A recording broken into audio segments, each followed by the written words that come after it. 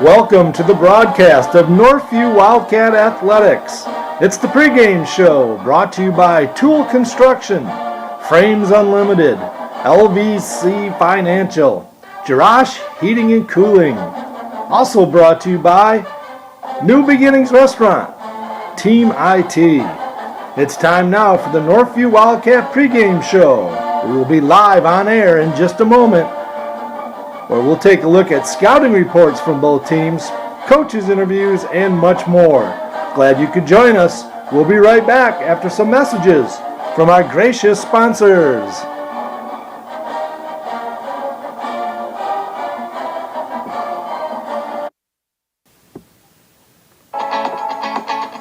For all your home improvement services, check out Northview grads Greg and Darcy Tool at toolconstruction.com or their Tool Construction Facebook page. You can call them at 616-443-2284. Greg is a licensed and insured builder and has owned the business for 15 years. Call them today for a free estimate.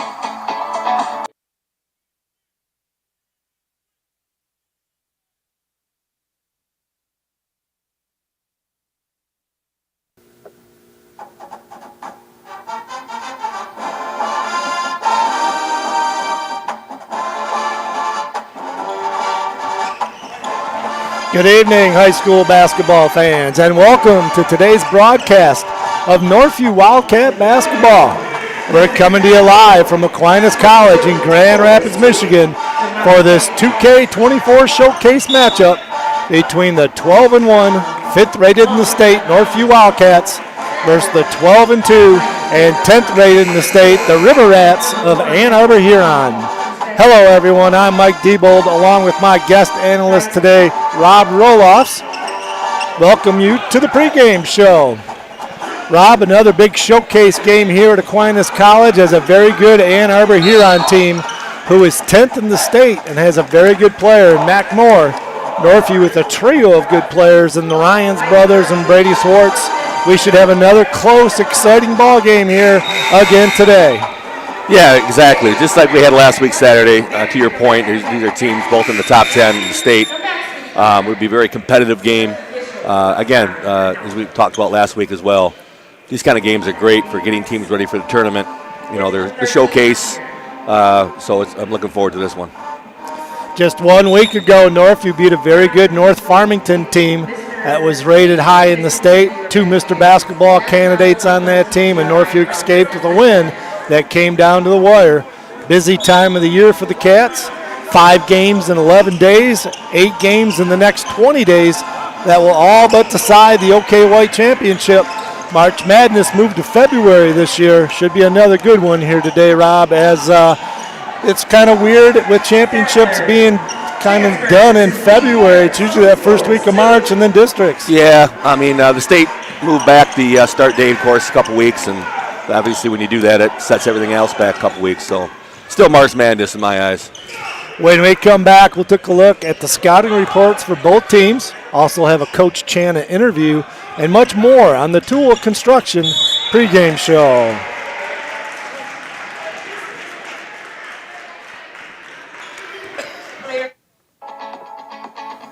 For all your home improvement services, check out Northview grads Greg and Darcy Tool at toolconstruction.com or their Tool Construction Facebook page. You can call them at 616-443-2284. Greg is a licensed and insured builder and has owned the business for 15 years. Call them today for a free estimate.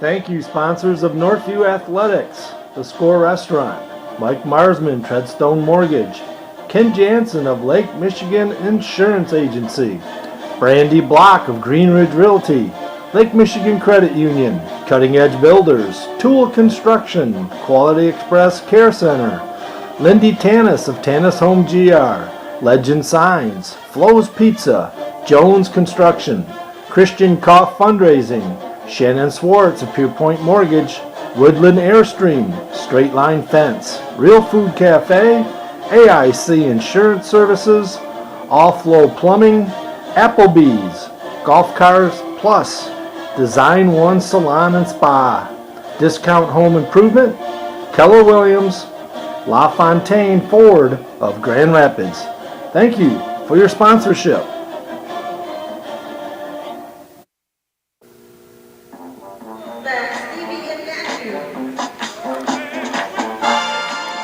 Let's take a look at the Ann Arbor Huron River Rats. The Rats of Ann Arbor Huron made the 2-hour drive, 133 miles northwest up I-96 to get to Aquinas College for this game today. 10th rated in the state in Division I, the River Rats of Ann Arbor Huron come into this game on a 6-game win streak and a 12-2 record and lead the Southeastern Conference Red Division, the SEC Conference, and they are the 10th rated team in the state in Division I. Head coach Mo Casham, as I mentioned, they're 12-2. They're 8-1 in the league, presently tied for first place. They were the SEC League champs the last 3 years in a row. They were 17-4 last year. Probable starters, you got to start with Makari Moore. They call him Mac, a very good junior, only a junior for the River Rats. Leading scorer at 6'3". He's got some Louisville offers. I saw Michigan is looking at him.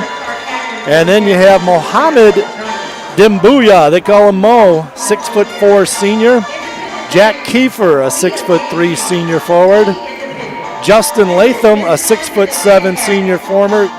Great size, a good jumper. I see he has some Albion offers and some others. And then Graham Baker, a 6' senior point guard, runs the show for the River Rats. Some subs coming off the bench. Junior forward Caleb Brown. Junior guard Yassine Issa. Junior forward 6'4" Jaden Kiefer, brother of Jack. And Graham Baker, a senior guard. It's a senior-laden, experienced team are the Rats. 4 of 5 starters are seniors, much older than Northview, who starts 1 senior, 2 sophomores, and a junior, and 2 freshmen. River Rats are known for good defense, balanced scoring attacks. Should be a very good one here today. We'll be right back to take a look at the Northview Wildcats.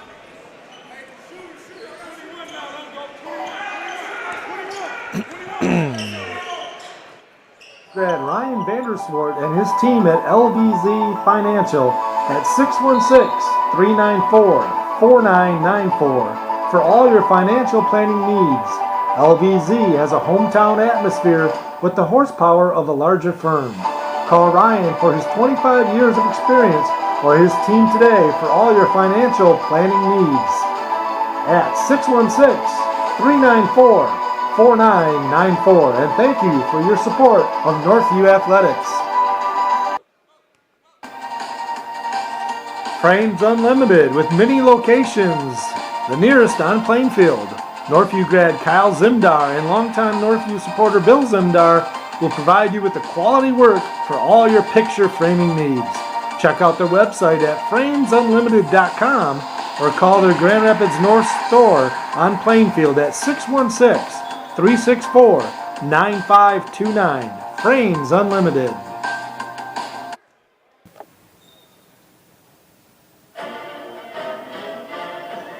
Thank you, sponsors of Northview Athletic Broadcasts. Tool Construction, Greg and Darcy Tool. Frames Unlimited, Kyle Zimdar. LVZ Financial, Ryan Vanderswart. Jarash Heating and Cooling, Ryan Jarash. New Beginnings Restaurant, Cody Kakos. Team IT, Sam and Brady. Thanks for your support.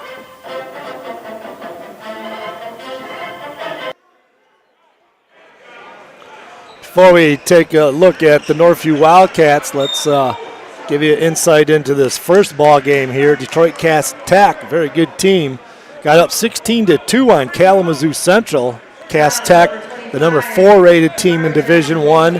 Kalamazoo Central, honorable mention, makes them 21st in the state in Division I, and it's pretty much been all Cass Tech in this one as they jumped on them 16-2. After that, played somewhat even, and right now it's 57-36, a nearly 21-point lead here for Cass Tech with 4 minutes left in this ball game. So this should be getting done shortly. And then Northview, I think they do the 15-minute warm-ups in these showcase games, which have 35-second shot clocks. There's 6 games going on today, and it is going to be some exciting basketball. Obviously, next, number 5 in the state, Northview plays number 10, Arbor Huron. And then in the third game, number 1, Warren Lincoln in Division II plays East Kentwood, a Division I school. And number 4, Lima, Ohio, will be playing Catholic Central at 4:30. And then in the fourth game, number one team in the state, Orchard Lake St. Mary, is playing East Lansing, who's 3rd in the state. That's the 6 o'clock game. And then the nightcap is going to be a good one. Number 2, Muskegon in Division I plays the number 1 team in Division II, Grand Rapids Christian, in the 7:30 game. So in these 6 games, there's top 5 teams in Division I. There's Orchard Lake St. Mary, Muskegon, East Lansing, Detroit Cass Tech, and Northview, 1 through 5 in the state, top-ranked teams in this showcase. And then there's top 2 in Division II, which is Warren Lincoln and Grand Rapids Christian. They're 1 and 2 in Division II. So of the 12 teams in this 6-game tournament, you got the top 7 in the state, which is quite amazing. Yeah, it makes for a lot of fun. If you're a basketball junkie, this is the place to be. I think it's, $10, $15 to get in. You got, 4 games left. So it's worth your Saturday night sitting in the bleachers watching some good high school basketball. And it's going to be packed. People are moseying in right now. Northview, obviously, a short trip over. But it's about 3/4 full. They got another activity going on as couldn't park right on campus here. Rob, being a former graduate here, knows the ropes and knows some places to park. But I had to park out on the streets, so it's going to be packed, especially the later it gets going as these marquee games later on. But we got a good one for you with the Northview game and Arbor Huron. That's an excellent game in itself. This has been a good game, too. I really like how Cass Tech plays. They're really well coached, and kids are out in the passing lanes, tons of deflections. A good game here. Yeah, they jumped on them right away early, 16-2 before Kalamazoo Central knew what hit them. They came out pressing, and Central didn't handle the pressure very well, and they were getting layups at the end of when they tried to press them back. So it got ugly quick, but Kalamazoo Central's fought themselves back into this one, and then they kind of got away from them again, and a big 20-point lead here with a little over 2 minutes left in this ball game. So we'll go into a little lengthier scout here for Northview. A lot of times later on in the season, I don't do as long as a scout for Northview, but we're going to be having probably quite a few listeners from the area, Ann Arbor area, listening in for this game, and they might not know a whole lot about Northview. So we'll right now give the scout for the Northview Wildcats.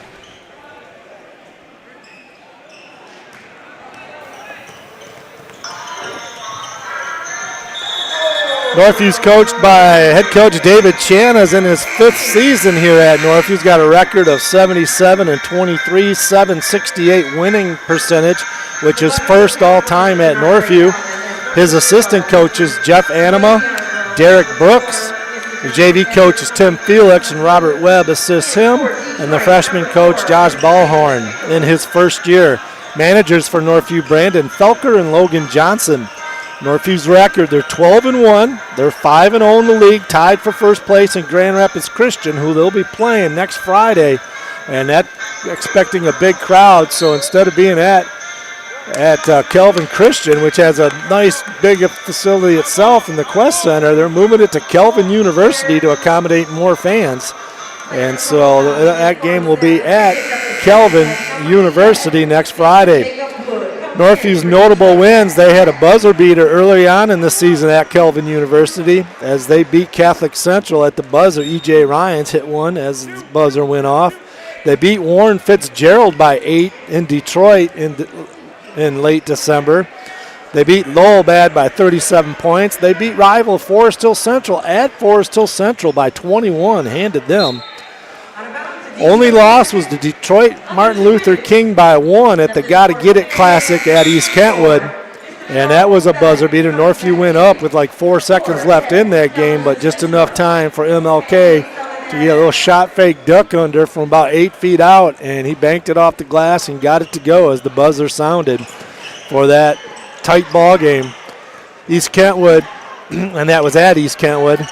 Northview beat Byron Center at Byron Center. Very low-scoring game, 39-37. Been one of their closest games. And they handled a very good Greenville team on the road about a week ago by 18. And then, again, last week, they beat the number 1 at the time, number 4 rated team in the state, North Farmington, by 6 points, as that came right down to the wire.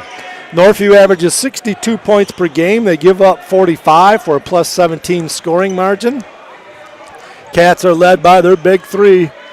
6'3" senior point guard E.J. Ryans averages 14 points per game. He's got a positive assist-to-turnover ratio. He's a 4-year starter for Northview. And yesterday he just tied the most wins with Kyler Vanderjack as a Northview player in school history. With a win today, E.J. Ryans becomes the winningest player in Northview history, which would be 65 if the Cats can win it today. If not, they got a game at Lowell on Tuesday. I'm sure they'll pick it up there. He's a Western Michigan Division I commit. E.J. Ryans is that 4-year player. And then his brother Cam, 6'4", sophomore, only a sophomore. Best average on the team, biggest rebounder on the team, 20 points per game, 7 rebounds a game. One of the better sophomores in the state, very versatile player. He's had a career high of 33. He's had a game of 31. He's had about 5 games in the 20s. And then 6'5" junior Brady Swartz, a forward, 17 points per game, best shooter on the team. He also is 6'5", so he's the second best rebounder on the team at 6 a game. He's just got some recent offers for Grand Valley State and Division I Western Michigan. So, he's only a junior, so he could be getting some more offers here. But tell you what, if those are the only 2, Grand Valley State, former Jalen Charity, plays for them. He'd be a senior by the time Brady got there because Brady's only a junior. And then Western Michigan, E.J. Ryans has already committed. So the Swartz, Brady could be playing with E.J., his teammate here at Western Michigan. Brady's had a career high of 28 points against Catholic Central. He was on fire in that ball game. And he's had a couple 25-point games also. Pretty consistent scorer for the Wildcats.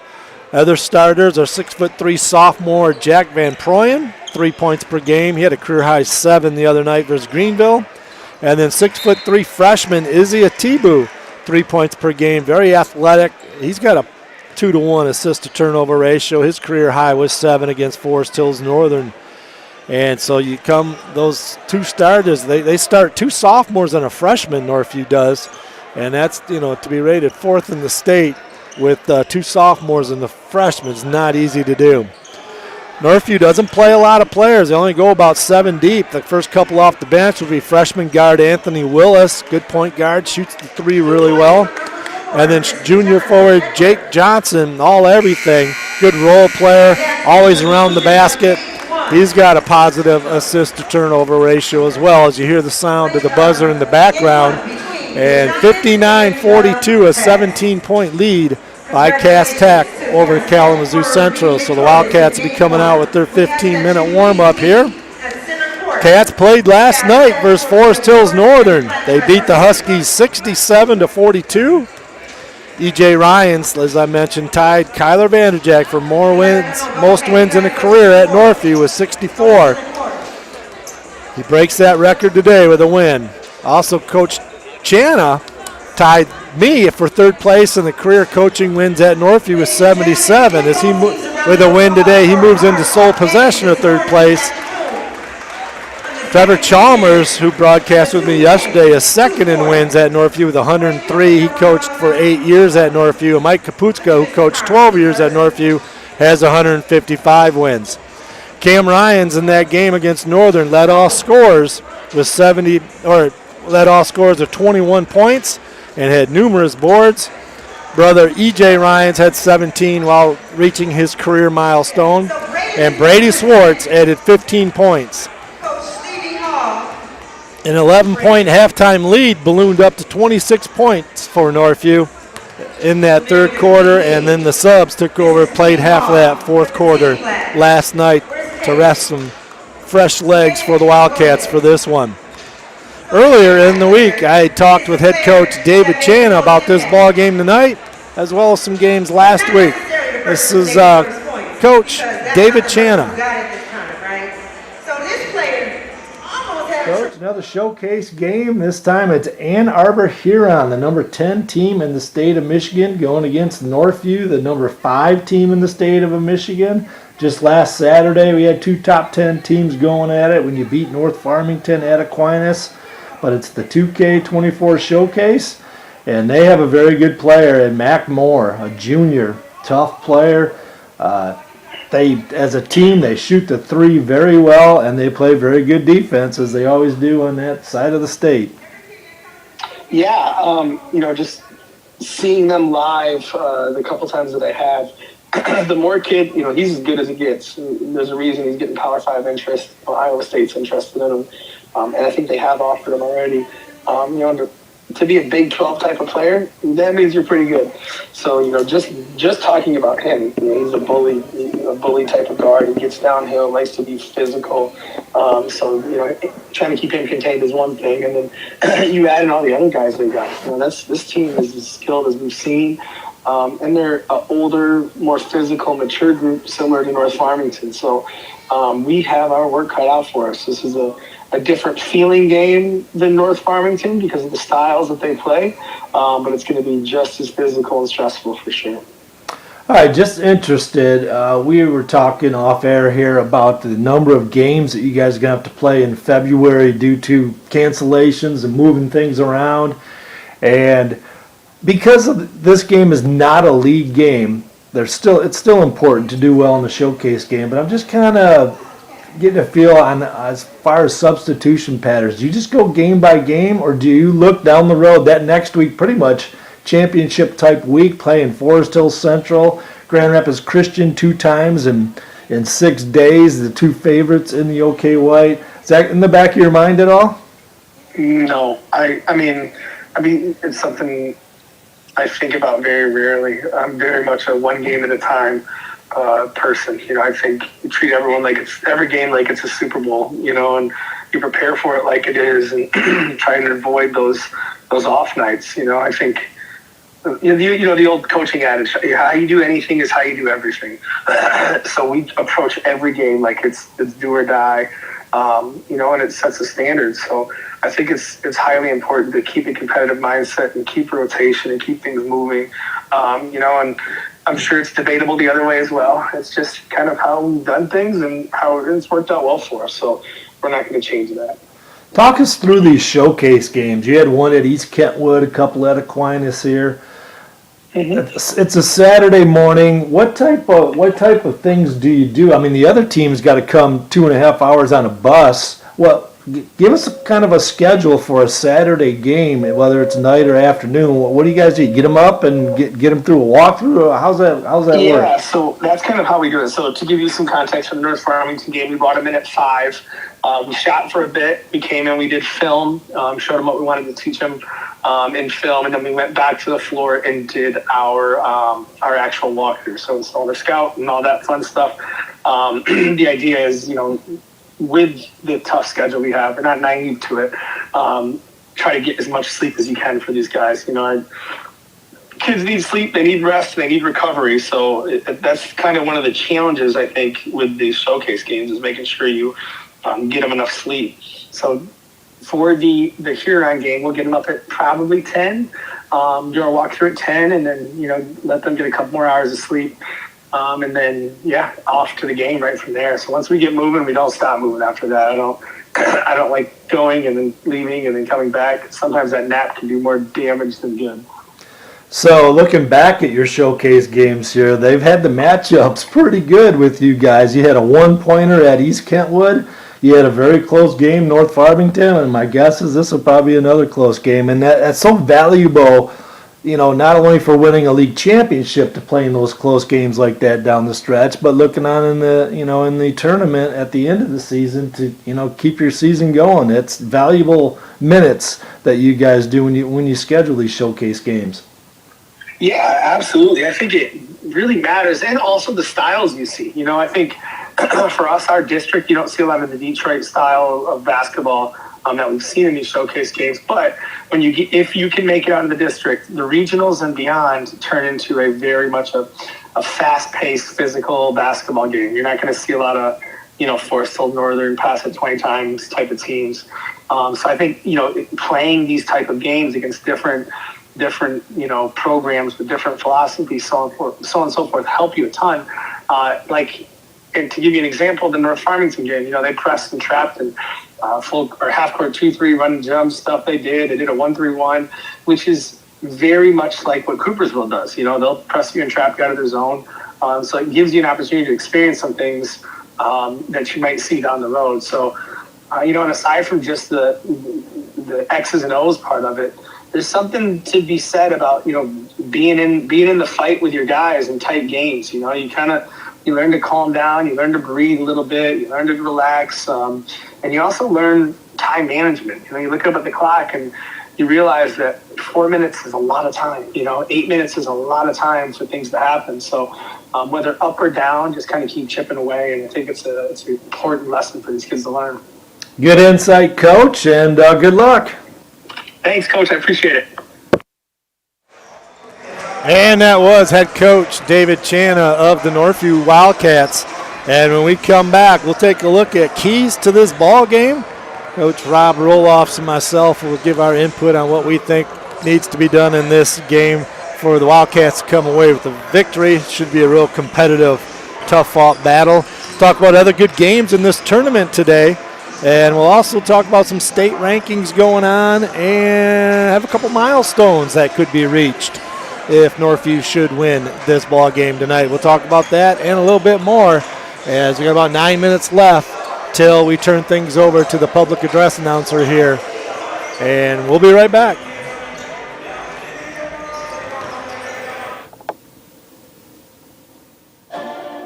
Thank you, sponsors of Northview Athletics, The Score Restaurant, Mike Marsman, Treadstone Mortgage, Ken Jansen of Lake Michigan Insurance Agency, Brandy Block of Green Ridge Realty, Lake Michigan Credit Union, Cutting Edge Builders, Tool Construction, Quality Express Care Center, Lindy Tanis of Tanis Home GR, Legend Signs, Flo's Pizza, Jones Construction, Christian Koff Fundraising, Shannon Swartz of Pierpoint Mortgage, Woodland Airstream, Straight Line Fence, Real Food Cafe, AIC Insurance Services, All Flow Plumbing, Applebee's, Golf Cars Plus, Design One Salon and Spa, Discount Home Improvement, Keller Williams, LaFontaine Ford of Grand Rapids. Thank you for your sponsorship.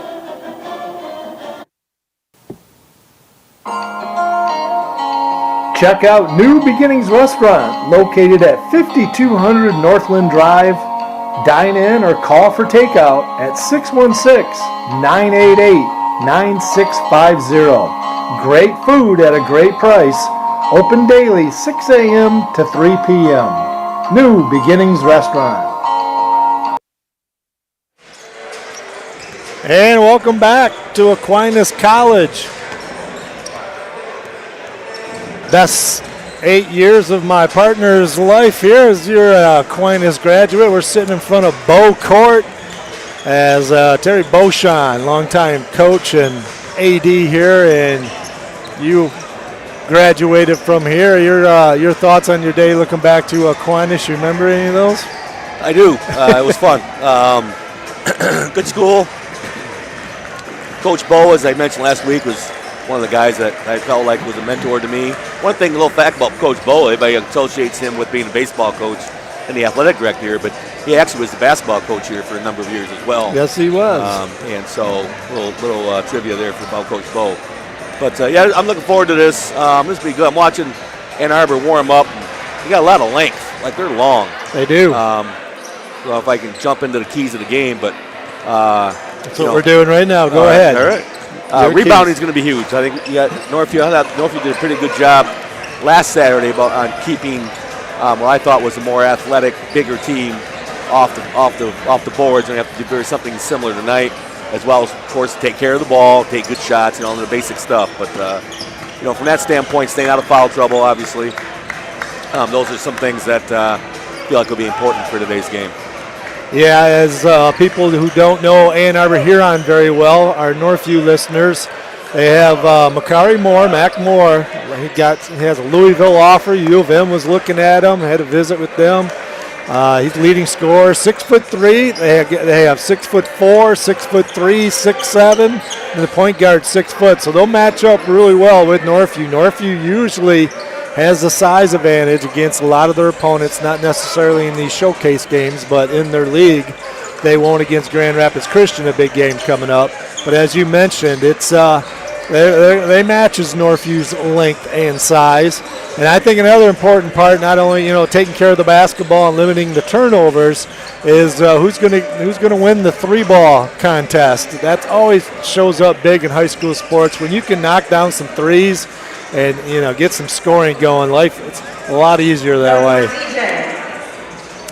And then it'll come down to close games. It comes down to winning time, those last couple minutes. Who's going to step up and make those clutch play? Mac Moore, will it be E.J. Ryans or Brother Cam or Brady Smorts making some big plays against North Farmington down the stretch, hitting free throws and hitting some clutch threes and taking care of the basketball. And then it'll probably come down to some free throw shooting. Who's going to be clutch in that winning time? Yeah, it was huge last week. Swartz hit a couple big threes, one in each corner, if I remember right. Yes. And then went to the free throw line. I think he hit 7 out of 10 or something like that in the fourth quarter. It was an icy game, so that was obviously big. It's always nice when you can depend on a kid to go up to the free throw line and knock shots down. Let's take a look at the OK White standings, which is what Northview is in, as they got some games coming up where it's going to be championship week in these next couple of games. After this game, they'll play Lowell on Tuesday, but then they play Grand Rapids Christian at Kelvin University. The first game was snowed out. That was that snowstorm night, and so they weren't able to play. So that's the makeup, and they're expecting a lot of fans. So they're moving it to Kelvin University, so that'll be a fun game, a neutral court. So Northview and Grand Rapids Christian are atop the OK White. Grand Rapids Christian, second-rated team in the state in Division II. Northview, the fourth-rated team in the state, fifth-rated team in the state in Division I. And then you have third-place Forest Hill Central's 3 games out. Byron Center and Greenville are tied for fourth. And then you have Forest Hills, Northern East, and Lowell's winless, 0-8 in the OK White. Some Associated Press, Division I and II. Orchard Lake St. Mary, who's here this evening, leads is number 1 in Division I. Muskegon's 2. Area schools, Northview 5. Ann Arbor Huron is 10. Rockford is 12. Zeeland West 14. And Muskegon Reese Puffer 17. In Division II, you got Warren Lincoln, who's here in this tournament. 1. Grand Rapids Christian, who plays, is 2. Whitehall Catholic Central is 10th. Grand Rapids South Christian 11th. As Catholic Central beat South Christian last night pretty handily.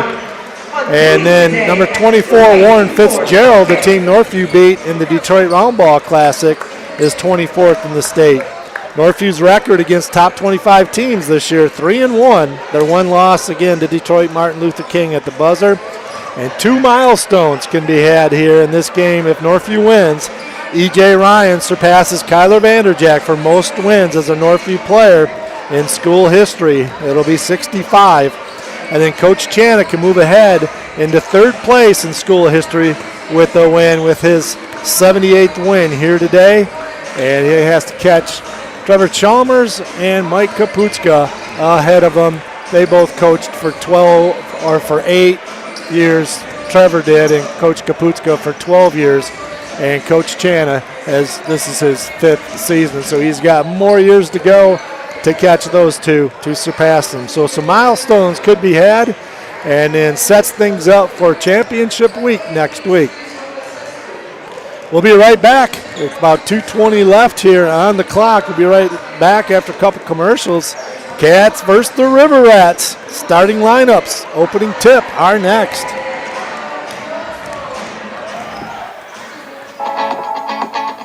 For all your home improvement services, check out Northview grads Greg and Darcy Tool at toolconstruction.com or their Tool Construction Facebook page. You can call them at 616-443-2284. Greg is a licensed and insured builder and has owned the business for 15 years.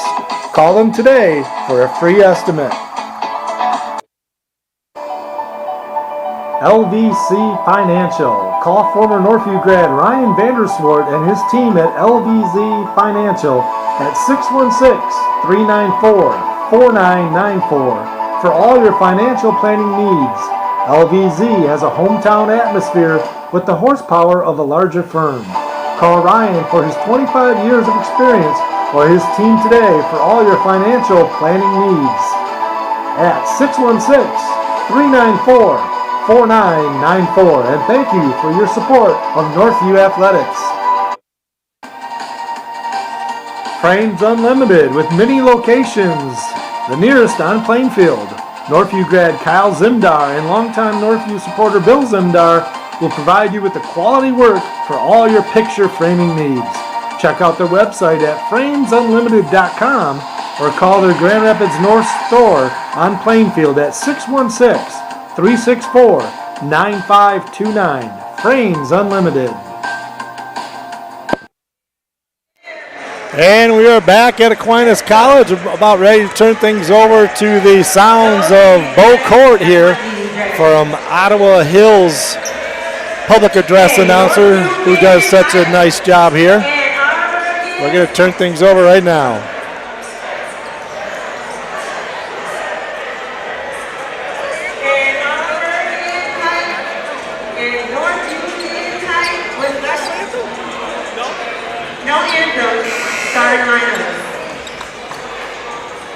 Good afternoon, ladies and gentlemen, for the second game of the 10th annual 2K24 Showcase, home to where champions compete.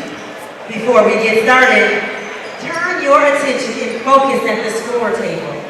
It's being blocked by three young gentlemen, all in black. There are officials for the second game. Show some love for Mr. Ron Jenkins, Mr. Dwight Miller, and Mr. Randy Wilson. Hey. The game is only possible by their dedication to this sport and supporting student athletes, so y'all remember to respect the refs today and do your part in making sure that everyone has an enjoyable time at the 2K Showcase. Another round of applause for our refs. Dwight, Ron, and Randy. Sorry. All right. Now for tonight's second game, our visitors are considered the River Rats of Arbor Huron. And our home team for today will be the Northview Wildcats. All right, DJ, drop that beat. As I ask you to turn your attention to the floor as we welcome the starting lineup for the River Rats of Arbor Huron. This senior wears number 33, Mr. Jackson Kiefer. A junior wearing number 21, Mr. Makari Moore. Number 13, a senior, Mohammed Dumbouye.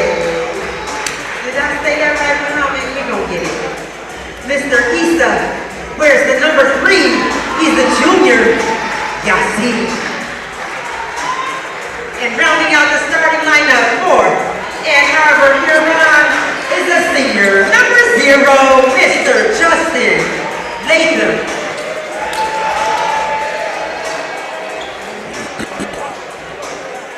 All right. The HOA is coached by Mr. Mo, Zach, Jabril, Jeff, and Chiron. Y'all ready for the Wildcats? The Wildcats is coached by Mr. David Channer, Jeff Hanna, and Derek Brooks. Ladies and gentlemen, welcome to the floor, the starting lineup of the Northview Wildcats.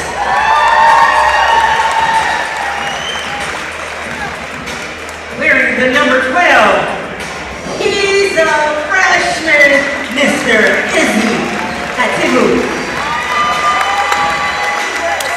This senior wears the number 5, Mr. E.J. Ryan. We have a junior coming to the floor.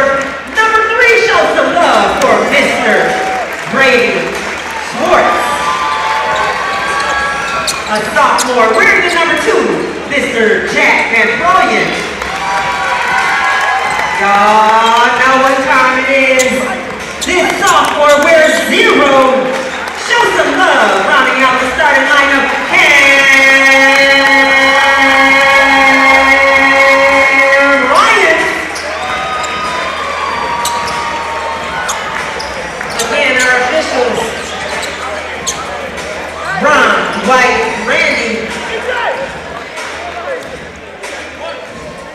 And we're ready to get things going here at Bow Court. Last night, Northview beat Forest Hills Northern 67-42 to remain tied for first place with Grand Rapids Christian. And last night, the River Rats defeated Monroe 65-29 to stay tied with Saline atop the SEC Conference. Jumping center, Izzy Hatibu for the Wildcats and Justin Latham, the 6'7" center for the River Rats. We're ready to get it going here at Aquinas College. Second game of the 2K24 showcase. The tip is won by the River Rats. Man defense, as always, by Northview being deployed, as Izzy Hatibu is going to pick up a quick foul, the freshman, as on the take for the River Rats. Izzy picks up his first.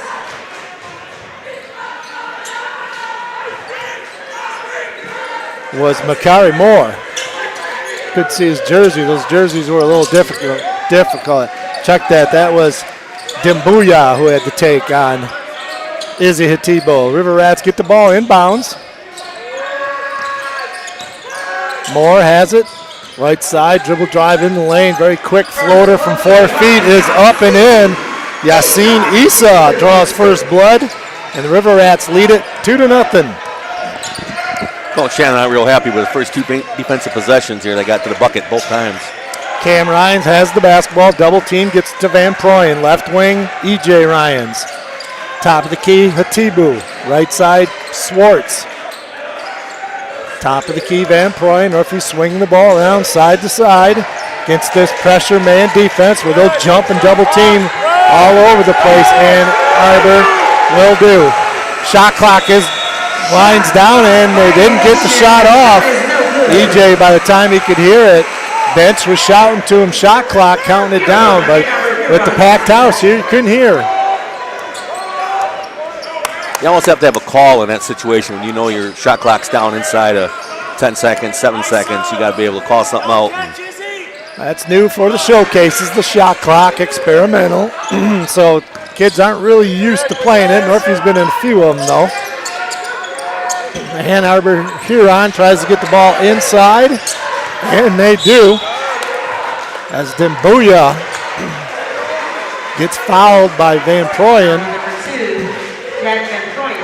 Wildcats' second foul early on here. 6:33 left in this first quarter.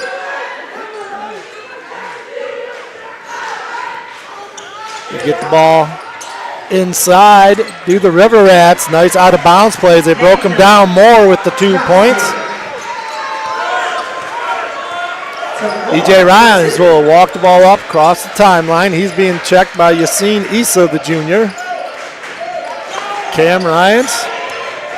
Cats look a little bothered by this pressure defense, but Cam's going to stop popping 15 feet, can't get it to go. Van Proyen almost the offensive rebound, but Moore is going to come away with it for the River Rats. Go, Jack, front, Jack. They're swinging around the perimeter, does Ann Arbor.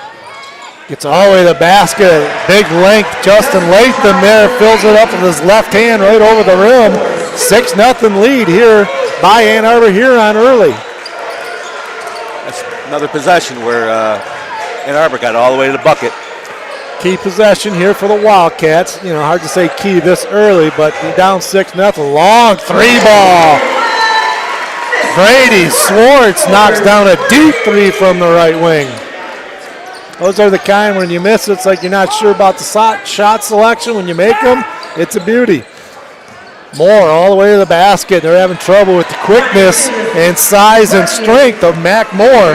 He's got 4 points early on in this ball game. 8-3 River Rats. Yeah, Northview's defense is really predicated on pressuring the ball and denying one pass away, and that sometimes will open up driving lanes, and that's what's happening right now. Shot no good by the Wildcats. Moore with the rebound. Quickly, easy layup coming the other way. Mo Booyah gets the easy left-handed layup. Northview not getting back on D, and Coach David Chana with a quick timeout as the River Rats come out hot early. Couple easy buckets inside as they're having their way 4 feet away from the basket as they lead it 10-3. Yeah, that was just a transition hoop, but they had 10 points and 8 of them on layups. And I know Coach is not happy with that. He prides himself on defending, obviously, all aspects of the floor, but especially the dribble drive. And that's going to be an adjustment they have to make. And continue to get out there and pressure the ball like that and pressure one pass away. Your help side defender's got to be available. Jake Johnson, the junior for Northview, enters the ball game, replacing the freshman Izzy Hatibu. E.J. Ryans will walk the ball up across the court. Issa is checking him. Cam Ryans being checked by Makari Moore. Three ball on the way by Brady Swartz is short, no good. Now there's another layup going the other way. The long rebound after a missed three, and Moore finishes at the other end. He's got 6 and a 9-point lead here by the River Rats. Another layup. Those missed threes you've talked about. Here's a steal. Latham getting the passing lane. He slams it home, and it is all River Rats, the 10th rated team from Ann Arbor, all over the Wildcats early on here. Cats don't know what hit them right now. Cam Ryan's double clutch, big layup for Cam, stops the bleeding right there. 14-5. Ann Arbor in the lead, halfway through the first quarter. That was a huge bucket for Northview right there. You know it's early on. It was a huge bucket. There might have been another timeout being called, which you don't see very often, back-to-back timeouts, especially by Coach Chana. But the Wildcats got to stop giving up the easy layups going the other way. Makari Moore being checked by Brady Swartz right now. Three ball on the way from the right baseline by Issa, or check that. That was Kiefer, air ball, but there Brady Swartz turns it over and quickly the other way. You see Issa with a layup after the turnover. And Ann Arbor is really active in the passing lanes. They've got a couple deflections. That was a forced shot. Tough shot by Cam Ryans, and Northview is out of sorts. They are not playing like a Northview team usually plays. They usually take care of the basketball. They don't give up layups. Three ball left corner by Issa, no good. On the floor, there's a scrum. Jake Johnson, going to be a tie-up. They'll go to possession arrow. Should be white ball. I think White called timeout. I believe Northview called timeout. So 2 quick Northview timeouts in the first 5 minutes of this ball game, trying to stop this 11-point lead by Ann Arbor Huron as Hatibo's checking back into the ball game as River Rats come out doing well, a lot of layups. They lead at 16-5. Timeout by Coach Shanna there saves that possession. And at this point, you need every possession you can get. Talked about balanced scoring usually for Ann Arbor, and they got it right now. Mac Moore with 6, Justin Latham with 4, Yassine Issa with 4, and Mo Dembuya with 2. So all 5 of their starters, or 4 of the 5 starters have scored. Northview, Brady Swartz has a 3 ball, and Cam Ryans has 2. But Northview out of sorts, not getting very good looks on the offensive end. And too many turnovers and easy breakaway layups going the other way for the River Rats. Brady Swartz, another 3 ball, got it, left baseline. Brady Swartz with his second 3. He likes shooting here in this Aquinas. Last time he was here, he had a big 25 points MVP at game against North Farmington. Three ball wide open from the right baseline is missed by Issa, but an offensive rebound. Northview can't secure that wild shot. Moore all the way to the basket. He's tough. He's Division I talent right there, the junior. Swartz with the slam from the baseline. Brady Swartz is not intimidated by this team. He drives baseline, takes off halfway there, and slams it home as he was contested. We got an 18-10 ball game. River Rats, 8-point lead. Steal by Jake Johnson for the Cats. Cats in the open court. E.J. Lyons trying to get to the basket. Kicks back out to Cam. Cam drives to the lane, stops, throw a three-footer. Can't get the left-handed two-footer to go. Missed opportunity right there by the Wildcats as Cam got an easy one. Couldn't get the left-hander to go. Minute 40 left in the first quarter. Moore now being checked by E.J. Ryans. Physical, strong player. Goes to the basket, misses it. And Brady Swartz with the rebound. Going to get a call. Mac Moore with the foul as E.J. Ryans hits the floor. It's his first foul. Team's first team foul for Ann Arbor. Northview has two. Cats have the ball and an 8-point deficit. They got punched in the mouth early here. Northview's just got to kind of just sustain themselves, right? Just get past this thing. It's a 32-minute game. Just continue to play good basketball. Shore up the defensive problems, and then they'll be fine. Swartz has it right wing, gets it into Cam. Cam had a good look. Back to the basket. Drop step, baseline, goes up strong, can't get it to go. Cam struggling early in this one. Cam averaging 20 points per game. Had about 4 misses so far in this first quarter. River Rats have it. Northview still in their man defense. Get it inside, another easy layup is missed by the River Rats as Dimbuya had a good look. Cam Ryan's reverse layup the other way, scores it. Important to finish this quarter strong here. Cats cut it to 6, 18-12, fighting their way back in it. 35 seconds left, 22 on the shot clock for the River Rats. Number 4 in the state versus number 10 in the state, going at it here on a neutral court at Aquinas College in Grand Rapids, Michigan. Northview should get the last shot of the quarter here. Issa tries to get inside, stolen by Cam. Cam Ryans, 11 seconds left. Tried to do body control, do a left-hander, didn't even draw a rim on it.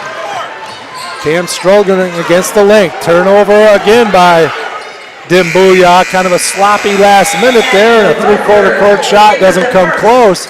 And that's going to do it. After the first quarter, the River Rats take an 18-12 lead. We'll be right back. 18, Northview 12. LVC Financial. Call former Northview grad Ryan Vanderswart and his team at LVZ Financial at 616-394-4994 for all your financial planning needs. LVZ has a hometown atmosphere with the horsepower of a larger firm. Call Ryan for his 25 years of experience or his team today for all your financial planning needs at 616-394-4994. And thank you for your support of Northview Athletics. Cats trail 18-12. As I could hear through my headsets, Coach Channa, as he quite often will do when they're lackadaisical, not playing well, kind of lit them up a little bit over here. Their bench is right next to ours. I thought that was a very pleasant conversation that Coach Channa had. Just getting their attention a little bit. I've been there. Cats will have the basketball, trying to cut into the 6-point lead. What were they? What'd they get up? Were they 14-4. 14-4. 14-4, 10-point yep. lead Yep. was the biggest by Kari Moore with 8 for the River Rats. And Brady Swartz, who has the ball right now, has 8. Misses a little floater, gets an offensive rebound, does Brady. And he gets it back up and scores it. Nice tough move. Brady Swartz, double figures already with 10. Nice got little 10 play. of Northview's 14 points. Nice little play by Coach Hanna coming out of the quarter there. Ran a little set for Brady. Initially for a 3, but then he got the rebound converted. Moore gets in the lane. EJ trying to check him. Good defense by EJ. Moore didn't draw a rim from the 6-footer. EJ with the rebound, or TB with the rebound, gets it to EJ. EJ in the open court. He's going to get fouled, and if that's on Moore, that's his second. And it is a big play right there. EJ attacking. Makari Moore just missed the field goal over EJ. Picks up his second foul. The Louisville recruit just picked up his second. Van Proyen enters the game for Northview, replacing Jack Johnson. Mac Moore staying in the ball game for Ann Arbor. Oh, bad pass right there. Going to get a foul on Cam. EJ didn't get it up high enough. Ball was tipped, EJ is saying. Cam was getting on EJ a little bit, but he said the ball was tipped as he threw it to him. That's why it came up short. So Huron's got a kind of dilemma here as Moore has his second early here, and they're leaving him in the game. We kind of had this conversation last week with North Farmington? With North Farmington in terms of leaving kids in with foul trouble. So we'll see. 3 ball on the way by the River Rats is good. Jack Kiefer, what he does, he shoots the 3 ball, and he knocked down his first 3. Back up to a 7-point lead now for Ann Arbor Huron. Swartz, top of the key, Van Proyen. Left wing, EJ. EJ back to Van Proyen. Van Proyen spin move inside, 2-footer. Nice move by the sophomore, Jack Van Proyen. Gets his first 2 ball. Jack set a nice ball screen there, and they doubled it off it, and they found Jack wide open in the basket, made a nice little move. 5-point lead by Huron. 3 ball again, left baseline, got it. We also got a whistle. I don't think a foul is on the shooter as Graham Baker, just in the game, knocks down the 3 underneath while boxing out. Looks like the foul is going to be on Mo Dembuya. Boxing out too aggressively, sent someone flying. Count the 3 though, and it's 24-16 Huron. 6:20 left in the half. It's his first foul for Dembuya. Left baseline, Swartz. He drives the baseline again. Was going to go reverse lay. There's Van Proyen with an offensive rebound. Stuck under the rim, though. Couldn't get it to go. Stubbed the shot back up, and away comes Moore the other way. Wow. And quickly, coast to coast, Jakari Moore scores it. He is really electric in the open court, Mike. Quick, strong, physical. Turnover by the Wildcats, and the other way goes Huron for an easy layup. Graham Baker with 5. How many coughed up turnovers are they gotten going the other way for easy layups? I want to go back to that tie-up that happened early in the first period. David wanted to call a timeout right there, but they've already used 2. That's a situation where you got to kind of consider, is that timeout more important than that possession? Jakari Moore out of the ball game right now with his 2 fouls. As Northview will have the basketball. E.J. Ryans comes across the court, gets it to Brady. Inside, Cam Ryans has it. Cam 2 feet from the basket, goes up strong. Going to get called for a travel. He was dribbling the basketball. Looked like he took a little bunny hop maybe before he got the shot off. Cam did not like the call. But Cam having trouble 4 feet away from the basket, which usually he's money in there. Yeah, but if you still get him the ball that close to the basket, there's not much good things going to happen. 28-16, 12-point lead, biggest lead of the ball game for Ann Arbor. The Hurons have it. Caleb Brown into the ball game. They've played about 9 different players already. Might be a little fresher down the stretch, playing more players. Northview's played 6. Huron very patient with the basketball. Baker has it. Shot up, no good. Rims in and out by Latham, the 6'7". Almost got it back, but Swartz gets it for Northview. Swartz in the open court, gets it stripped away from him. A lot of reaching going on by Ann Arbor, not being called, and they're deflecting the ball away as the ball goes out of bounds, and Northview will have it. Going to get a timeout by Coach Mo Casham, for Ann Arbor Hurons. And it's 28-16, just over 4 minutes left here in this second quarter. We'll be right back. Full timeout called by the River Rats. Cranes Unlimited with many locations. The nearest on Plainfield. Northview grad Kyle Zimdar and longtime Northview supporter Bill Zimdar will provide you with the quality work for all your picture framing needs. Check out their website at framesunlimited.com or call their Grand Rapids North store on Plainfield at 616-364-9529. Frames Unlimited. River Rats lead at 28-16, 12-point lead. They're led by Makari Moore with 10, Graham Baker with 5, Jack Keeler has 3, Yassine Issa with 4, Justin Latham with 4, and Mo Dembuya with 2. 6 players have scored for Ann Arbor. 3 players have scored for Northview. Cam Ryans with 4, Brady Swartz with 10, Jack Van Proyen with 2. E.J. Ryans, who averages 14 points per game, has not scored in this ball game.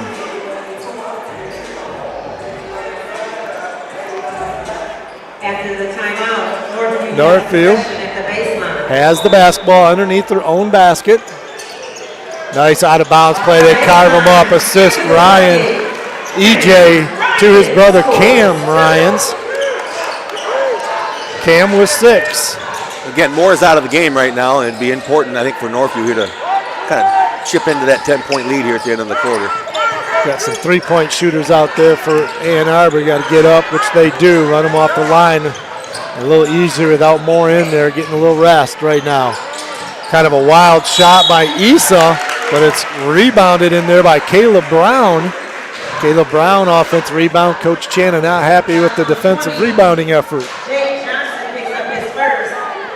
Dembuya looking to check back into the ball game for the Hurons. Caleb Brown to the free throw line. Got the free throw. First free throw made in this game right now. Neither team in the double bonus yet. 3 team fouls on the River Rats, 2 on Northview. Brown was in the act of shooting is why he's got the line right now. Nothing but net by Caleb Brown. Looks like a good free throw shooter. And we got it back to a 12-point lead for Ann Arbor. Ann Arbor, number 10 in the state. Wildcats, number 4. EJ with the basketball. Gets it over Jake Johnson. Left side, Cam Ryans. EJ. Brady Swartz with the basketball right now. Drives to the right baseline, gets trapped. Van Proyen. Cats don't have very good spreading. They just made 3 passes about 4 feet away from each other. EJ shot. Going to get called for another travel from the off official about 40 feet away. The official standing 4 feet away from him didn't make the call. They're calling Cam with his little jump stops. So what you're saying is you didn't agree with that? Didn't agree with that one. Let the kids play. It's 2 that he's gotten on Cam, and I didn't think were travels. Shot is up, no good. And going to the rack, Justin Latham, 6'4", Albion's offer. It's going to be called for over the back. That fouls on number 2 with a shove in the back. That's Christian Brown. Hatibu back into the ball game. Van Proyen out for Northview. 30-18. Cats only scored 18 points here. 3 minutes left in the half. And giving up 30 by half for Northview is a lot of points for Northview. They hold teams to 45 points a game. So offensively and defensively. Defensive for Northview, it's been the turnovers leading to breakaway layups. They want to get the ball into EJ. They're not getting it to him. Coach Channa not happy with the execution on offense. EJ now swings it around. Jake Johnson, Brady Swartz, baseline drive again. He slams it home again, and he's fouled. Brady Swartz with the baseline drive slam and gets fouled, looking for the and one. He's done that twice now off a ball reversal where he's got it, kind of shot fake a little bit and just attacked the basket and dunked on about two Huron kids. 2 dunks now by Brady Swartz from the left baseline, driving, and a two-handed slam. This is his second one, and this one he's looking for the and one, a 75% free throw shooter on the year is Brady Swartz, trying to cut into this double-digit lead. If he hits the free throw, he can cut it to 9 here. Interesting sub by Huron. They're going to put Moore back in with 2 fouls and about a little less than 3 minutes left. His confidence in his junior. Got another year. Swartz, 13 of the Northview 21 points with that free throw. 2:50 left in the half. Cats trail by 9. The River Rats have the basketball. Right baseline. Dembuya gets it out to Moore. Moore being checked by E.J. Ryans. Back inside of the big man. Latham, cross-court diagonal pass, blocked by Brady Swartz as Kiefer tried to get a 3 up. Brady, nice defense right there. Cam on the push for the Northview. E.J. floater from 10 feet, got it. Nice floater, E.J. Ryans, first 2 points of the ball game. Cats have cut it to 7. Northview in a little bit of a 1-2-2 trap, kind of milked the shot clock a little bit. Little 3-quarter court trap. So new look for the Wildcats here. See if they can get something going. Moore has it right in front of us. 2 minutes left in the half. There's someone sneaking away inside, too easy. And a call on the other side. Coach Channa not happy with that. Northview bench not happy with that. Didn't look like much contact there either. But he's going to be going to the free throw line. Christian Brown has not scored in this ball game. That's horrible. Going in that weak ass foul. There ain't no foul. Might be hearing it from some Northview fans behind us. I said it a little more nicely, but don't have a 5-second delay here. I should cover up my mic or something. Missed the first free throw. Missed them both. Caleb Brown still scoreless. Couple big misses there. Cats still down by 7, minute 55. EJ has it just across the timeline. Against a 1-3-1 zone. Coach Channa trying to get him organized against this 1-3-1 zone. Baseline 3 by Cam. Air ball too strong. Cam Ryan struggling today. Brady Swartz everywhere with the rebound. Long 3 from about 25 feet. Brady Swartz single-handedly keeping Northview in this. 16 of the 26 Northview points. Kyrie Moore at the dribble drive. Izzy Hatibo going to get called with the foul.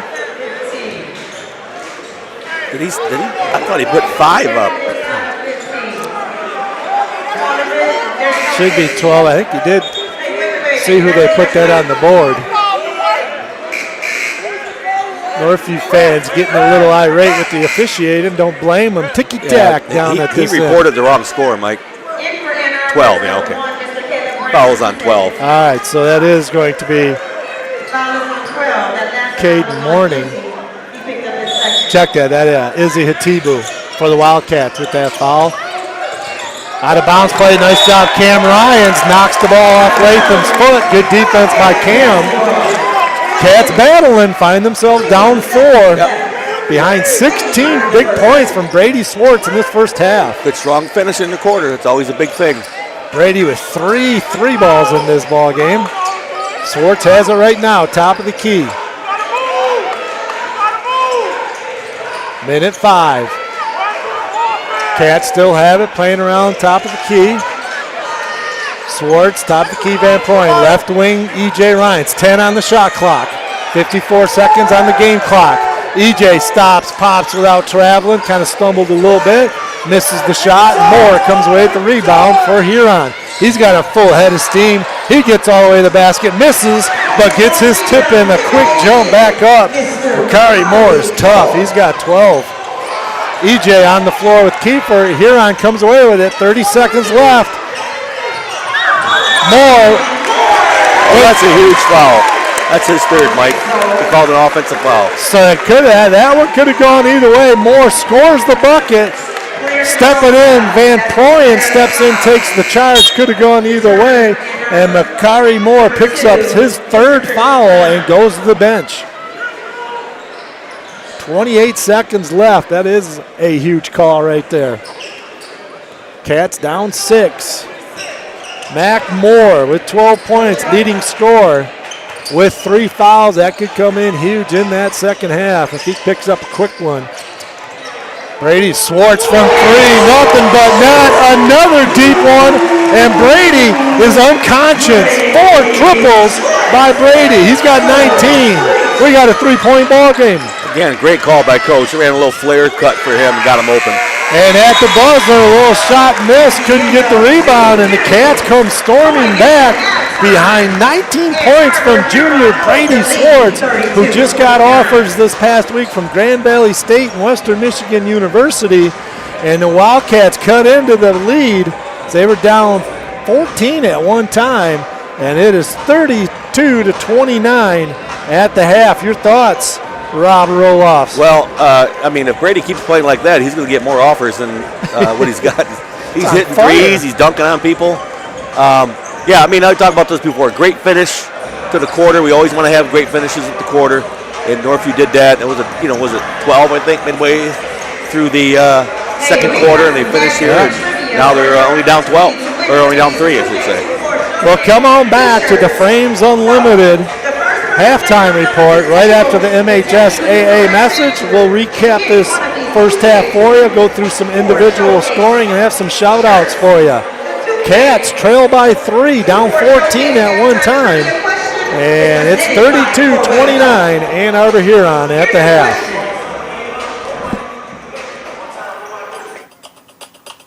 The winter postseason gets started soon. First up is action from the mats, and an exciting weekend coming up for high school girls with an eye towards leadership. I'm John Ross, and this is This Week in High School Sports, powered by Michigan Student Aid. The 26th MHSAA Women in Sports Leadership Conference is set for February 4th and 5th in Lansing. A couple of days after that, February 7th, is the 38th Annual National Girls and Women in Sports Day. Both events aim to inspire girls to play sports, as there are numerous benefits to being a part of a team. An increase in confidence, physical and mental strength, and character are just some of the benefits of participating.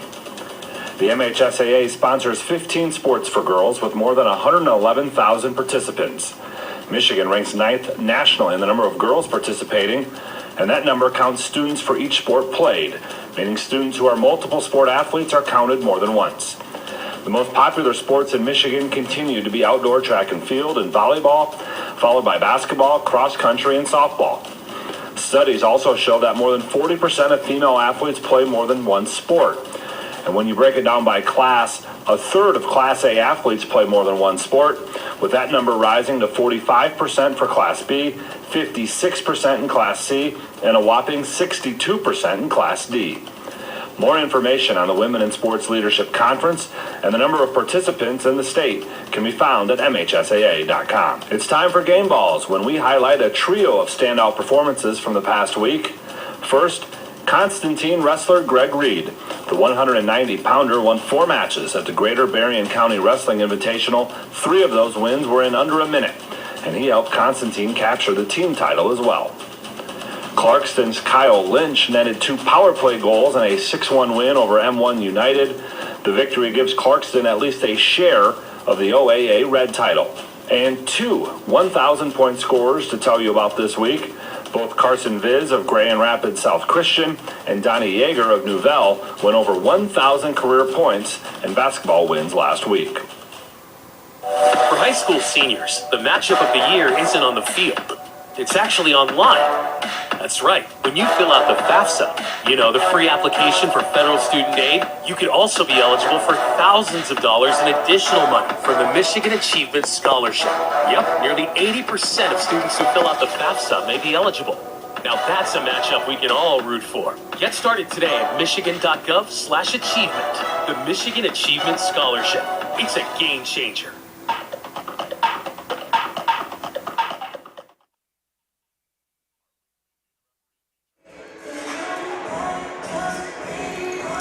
And we are back here at halftime, 32-29. as Ann Arbor Huron, the River Rats, lead it by 3, up as much as 14. Let's go over in the first quarter. The Ann Arbor Huron River Rats got up 18-12. They led by 6 after 1. And then Northview outscored them by 3 in that second quarter as they outscored them 17-14 in the second quarter, where it's now we're 32-29 at the half. Individual scoring with Ann Arbor Hurons. Justin Latham with 4 points. Caleb Brown with 2. Yassine Issa with 4. Mo Dembuya with 2. Graham Baker with 5. Jack Kiefer with 3. High point man for Ann Arbor, Makari Moore with 12 first half points, but the big story of them is he picked up his 3rd foul late in that second quarter, so that is big, and we'll see how that plays out in this third quarter. If the Cats can get another foul on him, they'll make him sit, because he has put on quite a performance himself when he's on the floor, as he is a tough basketball player, big, strong, physical, quick, and can shoot it. And he's got some looks from Louisville University, some Division I looks. I know University of Michigan was looking at him. And so he's quite the player, and a very good team, 10th rated Ann Arbor Hurons. And we got a good one here at Aquinas College. For the Northview Wildcats, E.J. Ryans with 2 points, Jack Van Proyen with 2, Cam Ryans with 6. But Brady Swartz, the junior, 19 first half points, knocked down 4 threes in that first half, and those were deep threes, and had 2 baseline tomahawk dunks in a crowd, and he is just putting on a show, Brady Swartz, for the Wildcats. Got to do some shout-outs here real quick. Todd Johnston listens in. Rick Slater, Ryan Rimpolsky, Tom Doc Doyle listens in. Dorothy Clemens out in Holland. My wife Tammy listens in. Sonny Tim Paulcheski, Sonny's here at the game, listens in from North Charleston, South Carolina. Sarah Noel DeLongpre from Stevens Point, Wisconsin. Dwight Anderson and the Northview crew down in Naples. David and Charles Dixon listen in. Nancy Hoffman, Jerry Phillips from Naples, Florida. Travis and Kyle Zimdar, Kevin Scudre, Tim Cruisinga, Scott, Stu, and Jan Sykes. Andy and Laura Vanderwerf listen in. Tom and Sue Kinney listen in. Mike Marsman, Shannon Saronin, Kathy Doe, Joe Norak, got Kaputska family, Art and Sandy Felix, Michael Dode, Tori Hess. You have any shout outs for us here, Rob? Well, I think my wife is listening, and sometimes my sons listen too, so shout out to those guys. All right. So other games, the first game in this showcase, number 4 Detroit Cass Tech beat Kalamazoo Central, who is the 21st rated team in the state. Coming up after this one, number 1 Warren Lincoln versus East Kentwood. And then you have Catholic Central against Lima, Ohio after that one. And then a big one in the 5th game here at 6 p.m. Orchard Lake St. Mary's plays the 3-rated East Lansing. And then the nightcap, Muskegon, number 2 in the state, against Grand Rapids Christian, number 2 in Division 2. So top 5 teams in Division 1 through 5, are playing in this showcase. Orchard Lake St. Mary, Muskegon, East Lansing, Detroit Cass Tech, and Northview. And then the top 2 teams in Division 2 are in this tournament, Warren Lincoln and Grand Rapids Christian. So 7 of the 12 teams are in the top 5s in each of the divisions here. So talent from all over the place, east side, west side, at this showcase here at Aquinas College. And we got a good one, 32-29. Looks like the Cats might have gotten run out of the gym, but quickly Brady Schwartz and his 4 3-balls and a couple dunks ignited the Wildcat offense, because everyone else is having trouble scoring for the Cats. Brady, 19 of Northview's 29 points. That was a huge run there. About midway through the second quarter, Northview was down 10, 12 points, and they got couple good possessions. Brady hit a couple threes, had the one dunk. And, you close the quarter out with a strong run, and you turn a 10-point game into a 3-point game, and now you've got momentum. It'll be interesting to see what Huron does with Morris, if they come out with him with 3, or if they kind of ride the tide with him in foul trouble. It's always an interesting decision. That's the storyline in this game is what does Mac Moore, does he come out and be able to play without fouling so he can stay on the floor, or does he pick up his 4th, which would be huge for the Wildcats?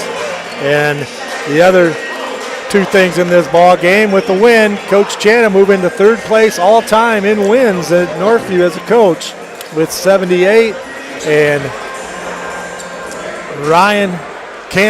EJ Ryans with the win here will have 65 wins, which is the most ever by a Northview player in Northview history.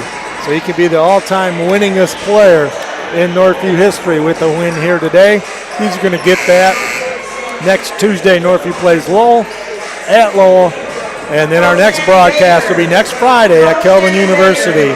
Grand Rapids Christian, number 2 in the state in Division II, tied with Northview in the OK White, undefeated in the white, as is Northview. And Northview, if they hang on here, they'll be at least number 4 in the state of Michigan in Division I. Crowd's starting to fill up here, Mike. You're getting a full house here. Got a big crowd in these showcase games, and Moore has the basketball for Ann Arbor. He gets it inside, tried to take the charge, no call.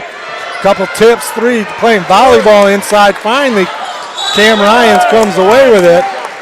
He has a bunch of attempts inside by Dimbuya, I should say, as well as Latham in there, playing a little volleyball with the rim. Couldn't get it to go, so Northview has the basketball, down 3.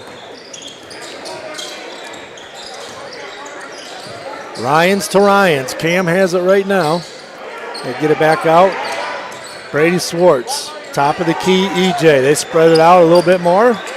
Now they got Hatibu. Left wing, Cam. Northview just playing around the perimeter. Brady Swartz, 3 on the way. Got it. Brady Swartz cannot miss from 3. His 5th 3 of the game. That's a great down screen by EJ to get him open off of that. We got a tie ball game. Cats come all the way back from down 14 to tie things up. Just under 7 minutes here in the 3rd quarter. Moore trying to take over. Gets 2 feet from the basket. His spin dribble is so tough. Gets it to go. Moore with 14 points. It's the Swartz and Moore show.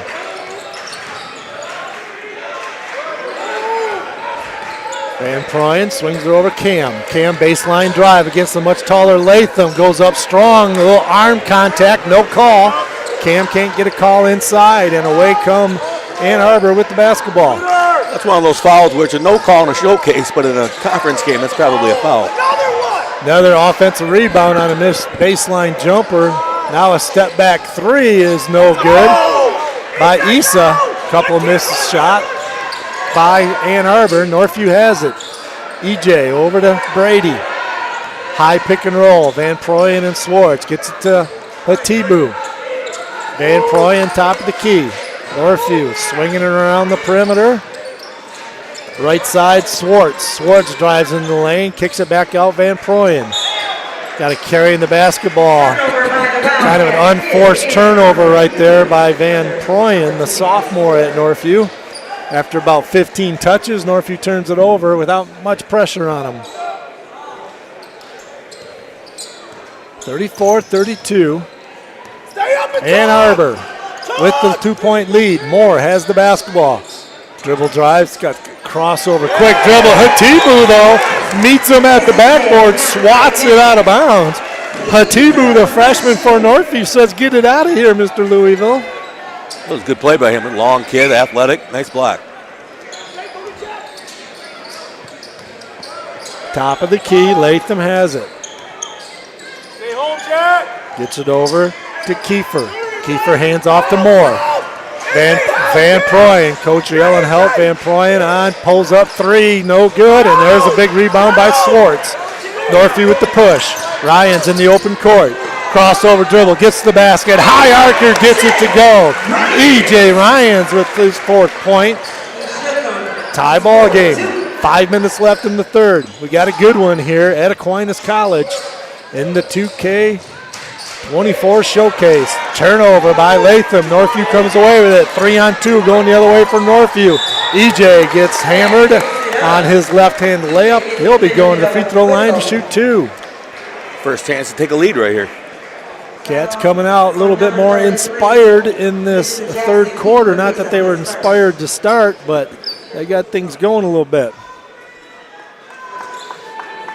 Coach talking to Cam Rhines, firing him up a little bit right in front of us. EJ to the free throw line.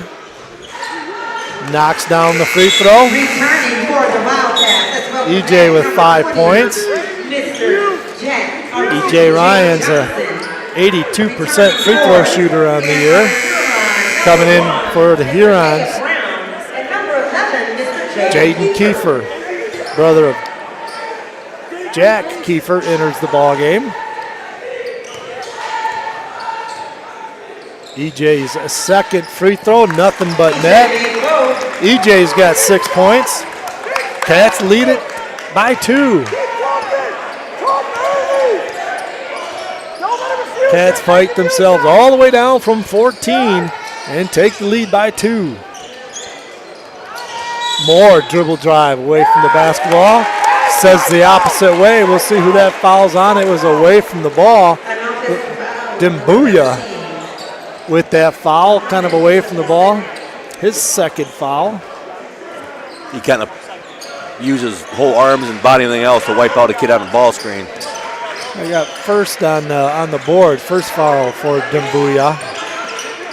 Cam Ryan's dribble drive against Kiefer. Kiefer bodies him up. Cam's going to get the call this time, going to the basket. Northview will have the ball underneath their own basket as he was not in the act of shooting.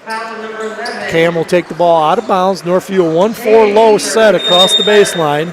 Got a timeout. Coach Mo Casham doesn't like how they've come out here in that first 4 minutes or so of this third quarter as Northview's gone up by 2. So your thoughts, Northview coming out strong in this third quarter? Yeah, it's not necessarily great basketball, but they're doing enough on offense and they're getting back a little bit better. The one thing is Huron's not getting to the rim as easily as they did early in the first half. So, as long as you continue to compete on the defensive end and just take good shots on offense, that's all you can ask. Yeah, Huron was beating Northview off the dribble in the half court. Also, Northview's turnovers against their pressure. They're defensively early on. They're getting touchdowns going the other way with some breakaway layups, which Northview doesn't do very often. They've adjusted their game and have come out and are not turning the ball over and find themselves with a 2-point lead. Cam inside off the out-of-bounds play. Scores it. Cam inbounded the ball to EJ, steps on the floor. EJ gets it back to him on the post-up, and Cam scores, and he's got 8 on the ball game. First 2 in this second half for Cam Ryans. Kiefer with the basketball. Inside to Mora. EJ's going to pick up a foul. That's Jaden Kiefer, the junior, in the ball game right now. Jack Kiefer, the senior, is not on the floor right now. Coming into the ball game for Huron, Graham Baker will be placing Dimbuya. Out of bounds, underneath their own basket. Almost too easy, but the ball's knocked away. So they really spread you out. Does Huron on these out of bounds play.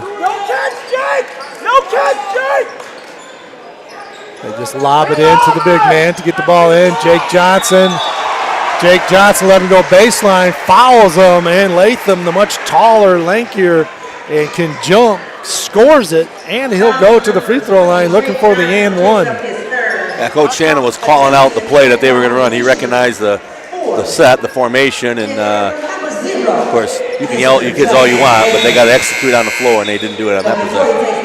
Jake Johnson's third personal foul, so he'll come out of the game. Jack Van Proyen re-enters the game.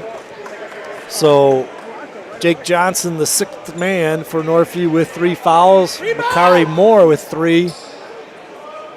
for Huron. Latham completes the three-point play. He's got 7 points. Got a 1-point Northview lead, 38-37, 3:54 left in the third quarter. Got a good one here at Aquinas College in the showcase. Top of the key, Cats have it, go right baseline. Cam Ryans, Cam gets in the lane, stops, pops, bump, no call, missed the shot, and away comes Moore with it for the Huron. Huron dribble drive, gets a nice pass inside, assist Moore. Nice pass to Brown. Brown finishes. Nice dish by Mac Moore right there. And Huron back in the lead. Got away from the ball. Brady Swartz hits the deck. 2 shots for Northview here. Caleb Brown with that foul. They're over the limit. That's the 5th team foul. And should be going to the free throw line. River Rats over the limit here in the third quarter. So to the free throw line will be Brady Swartz, 76% free throw shooter for the Wildcats. Now this is the third game I've done with you, Mike, and every single one of them so far has been a 1-point game. And look like this one's going to kind of end the same way, looks like the way it's going. That's why Coach Channel likes to schedule these kind of games. He knows they're going to be hard-fought, close ball games and with big crowds, and so it pays dividends fighting for championships and in tourney times. Getting used to this kind of game. 24 points as he knocks them both down. Brady Swartz on pace for MVP if they can win this one, the Cats. Hey, 39-39 on the scoreboard right now. Missed shot, no good by Brown. Brady Swartz with the rebound for the Wildcats. Good defense by Northview there. E.J. Ryan sets things up. An offensive set being called by Coach Channel. They're running something for Brady right here. He's coming off 2 screens. And he's set. Defended well by the River Rats. Northview has to reset. High pick and roll. Van Proyen and E.J. Ryans. E.J. says clear out. Stops, pop, 3, back iron, no good. E.J. was feeling it, couldn't get it to go. Moore gets it up ahead to Latham. Nice pass by Mac Moore. 3-quarter court all the way to Latham, and Latham gets his 9 points. Mac Moore is a player. He can pass the ball, he can score the ball, he can shoot the ball. Good-looking Division I player. Shot is up. Izzy Tebow went for the dunk. Coach is calling for a foul as he got hammered. No call. And the other way, Moore, another assist to Caleb Brown as he finishes, and a spurt right here by Ann Arbor Huron as they lead by 3 with 1:54 left. Talk about finishing quarter strong. Right now, Huron's doing it. Brady Swartz, a little 8-footer baseline, no good. Izzy getting just mauled inside, not getting a call. Cam goes up strong, another no call.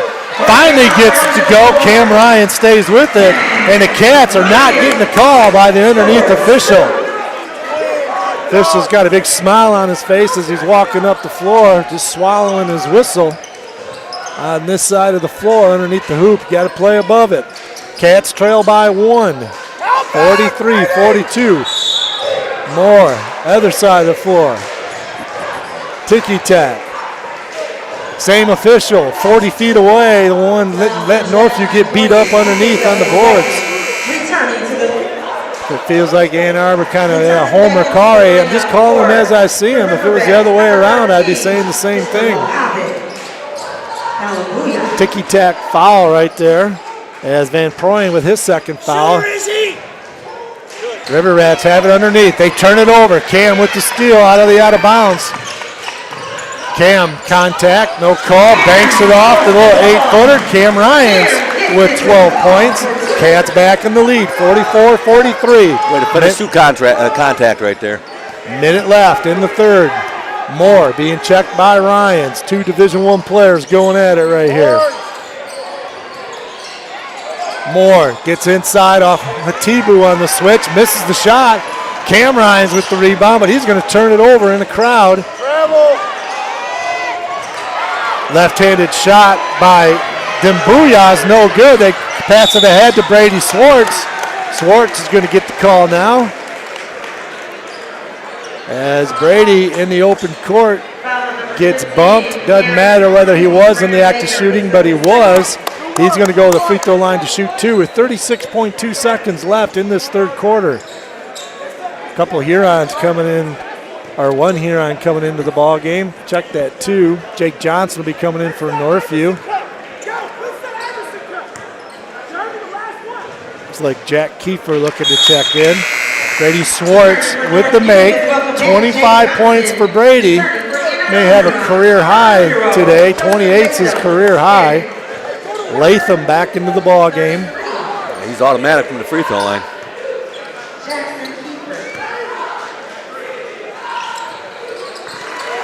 Both free throws knocked down. It's a weapon when you have shooters, free throw shooters like EJ and Brady. 46-43, three-point lead by Northview, 27 seconds left. Almost a left-handed finish by Brown is no good. There's a scrum on the floor, and Cam comes away with it for Northview. 16 seconds left. EJ gets all the way to the basket, goes up strong, and gets the call.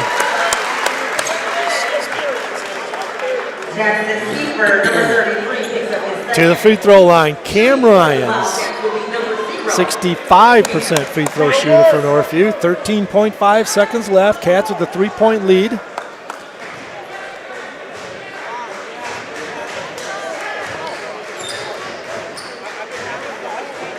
Cam short on the first free throw.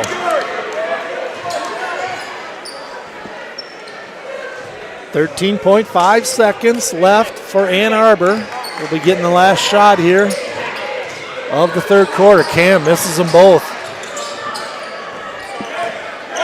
3 points deficit by Huron. They have the basketball. Moore has it. 5 seconds left. He's at top of the key. Stops, pops from 3. Got it.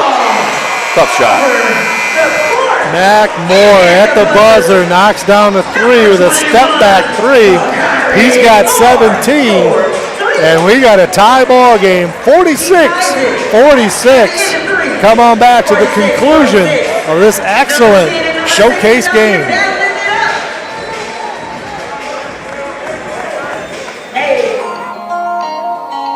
Check out New Beginnings Restaurant, located at 5200 Northland Drive. Dine in or call for takeout at 616-988-9650. Great food at a great price. Open daily 6 a.m. to 3 p.m. New Beginnings Restaurant. Rob, we got a good one here. Yeah, that was great. At the end of the quarter there, I mean, the shot that Moore hit there was, I mean, there's nothing you can do about that. That was about a 35-footer with a hand in his face. That's just superior talent making a play. But good quarter, both teams really. Northview had the edge there by 3 points. So like I said, looks like it's going to come down the wire here, you know, in which it should be. This is what we wanted. That's why we're here. Glad you could join us if you're from Ann Arbor listening in, couldn't make the trip up to Grand Rapids, or if you're a Wildcat fan, got Mike Diebold, Rod Robloffs on the call for you. Northview will have the basketball to start the final quarter here in this entertaining ball game. Northview got down 14, fought themselves back, taking the lead, and now Ann Arbor has come back, and we got a tie ball game. Cats have it. Cam Ryan's inside, spin move, double team, kicks back out to Brady. Brady's going to back it out. Brady dribble drive. Swinging around to EJ. 11 on the shot clock. Nice pass inside Van Proyn. Skip pass. Brady shot fake. 15-footer. Pulls up. No good, but he's fouled. They didn't give room for Brady to come down. Brady looked like he was going to shoot a 3. Shot fake. Took a couple dribbles. Got a 15-footer. Got a good look as he came down. They called a foul. That was a really good possession by Northview. It was probably 3 or 4 ball reversals on that possession. Brady did a nice job. Instead of taking the contested 3, shot fake, got a little closer, and drew the foul. Caleb Brown with that foul, his first. Brady Swartz in and out with the free throw. That was halfway down, spun back out, rattled back out more like it. Brady will have a second one. That one was nothing but net. He's got 27. averages 17 a game. Northview, 1-point lead. River Rats with the basketball. Moore has it. He might be looking to take things over. Still with his third foul. Did not pick any up in that fourth quarter or in that third quarter. Moore, kind of a forced shot, can't get it to go. Northview with the rebound. Good defense by Johnson there. Swartz turned around from 6 feet in the open court. Got a pretty decent look. Couldn't get it to go. Moore has it now for Huron. Coach Channer right in front of us says get a stop. Moore to the basket. Creates contact, scores it, and he'll go to the free throw line looking for the and one. Makari Moore. Only a junior. He's got another year. Jake Johnson coming out of the ball game. Izzy Atibu back in for the Wildcats. River Rats back in the lead by 1. Moore trying to make it a 2-point lead. Moore with his 20th point of the ball game. Mac Moore putting the team on his shoulders here a little bit. They got a 2-point lead, does Huron. Northview with the basketball. 6:44 left in the ball game. Cam Ryans through a lot of traffic. Takes care of the ball, kicks it back out Brady. Brady drives all the way to the basket. Gets a left-handed look, can't get it to go, but he's fouled. He'll go to the free throw line where he just split a pair. Number 13. I love the fact that Brady's not forcing the three. That was obviously Huron's running him off the three, but instead of just giving up the possession and throwing another pass, he's shot faking and attacking, getting to the free throw line. It's just smart basketball. If he can knock a couple down here, he'll have a career high. He knocks the first one down a little short, but it rolls over the rim. Nice touch. Ties his career high of 28 that he had in the Catholic Central game at Kelvin University in that showcase game. 29 points for Brady Swartz, his career high. Leads the Wildcats. Cats tie it up. 6:30 left in this one. Latham, the big 6'7" lanky player, hands off to Moore. Moore drives the basket, gets all the way to the basket. But Tibu, the freshman, thought he had the block, but gets the call underneath, does more. I think they might call it after the shot. No. 2 shots. Okay. That's a tough matchup for Izzy. I mean, he's obviously a freshman. This kid is quick, strong off the dribble. He tried to use his length, but got called for a foul. Hatibu, a freshman, giving up probably about 30 pounds to Moore. Moore to the free throw line to shoot 2, knocks it down. He's got 21. Leading scorer in this game for him, and he is their leading scorer on the year. Going to have a lot of Division I offers to choose from before he's done. Only a junior. Brady Swartz, only a junior also for Northview. 22 points as he scores a 2-point lead by Huron. Northview with the basketball. Just over 6 minutes left in the ball game. Backdoor cut. Brady, a reverse layup. Cam Ryans with the assist. Brady Swartz with 31. He might be eyeing 40 here, Mike. Moore goes with the chest. If they call offensive foul, they call the travel and kind of put a chest into him to get some room. Thought it might be an offensive call. They get the traveling call on him, so the turnover. The Wildcats will have it tied up. 5:55 left in this one. They've run this set now a couple times in a row. A little horn set. EJ, top of the key 3 ball, just short, no good. Latham up high, the big 6'7" center. Comes away way above everybody on that one. And Huron will have it. 51 all. A little over 5 minutes left in this one.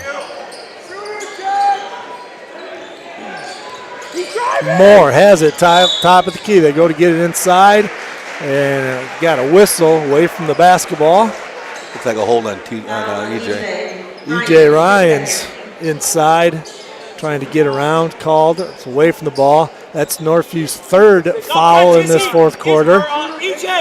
Ann Arbor has 2. Moore has it, being checked by EJ. Moore trying to get to the basket again. Muscles his way inside. 4 feet away, scores it. So very strong around the basket. Kari Moore Reminds me of a Todd Rinke type player for Northview as far as trying to get inside. So good with his feet, backing you in 2 feet away, and so good at scoring it close to the basket. Full timeout by Mo Casham of Ann Arbor. Has 3 timeouts left for Northview, 2 for Ann Arbor. Ann Arbor leads it by 2. Fouls Northview with 3 in this quarter. And Huron with 2. Todd Ranke, you're going way back in time with that. He's here today. I just saw him come in. His brother Drew is here. I saw. Got a lot of Northview fans here. I saw him walk in this ball game. But he was always so good at collecting himself 4 feet from the basket and being able to score over people that were bigger than him. I didn't get to see him play until he's probably into his 30s, and he was still really good in hhis 30s. He got better in Mackers. He was a stud in Mackers. 53-51 in this one. Ann Arbor, 2-point lead.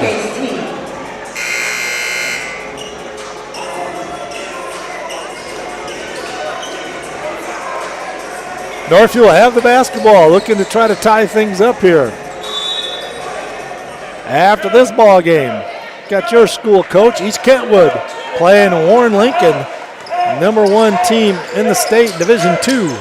Yep, should be another good one.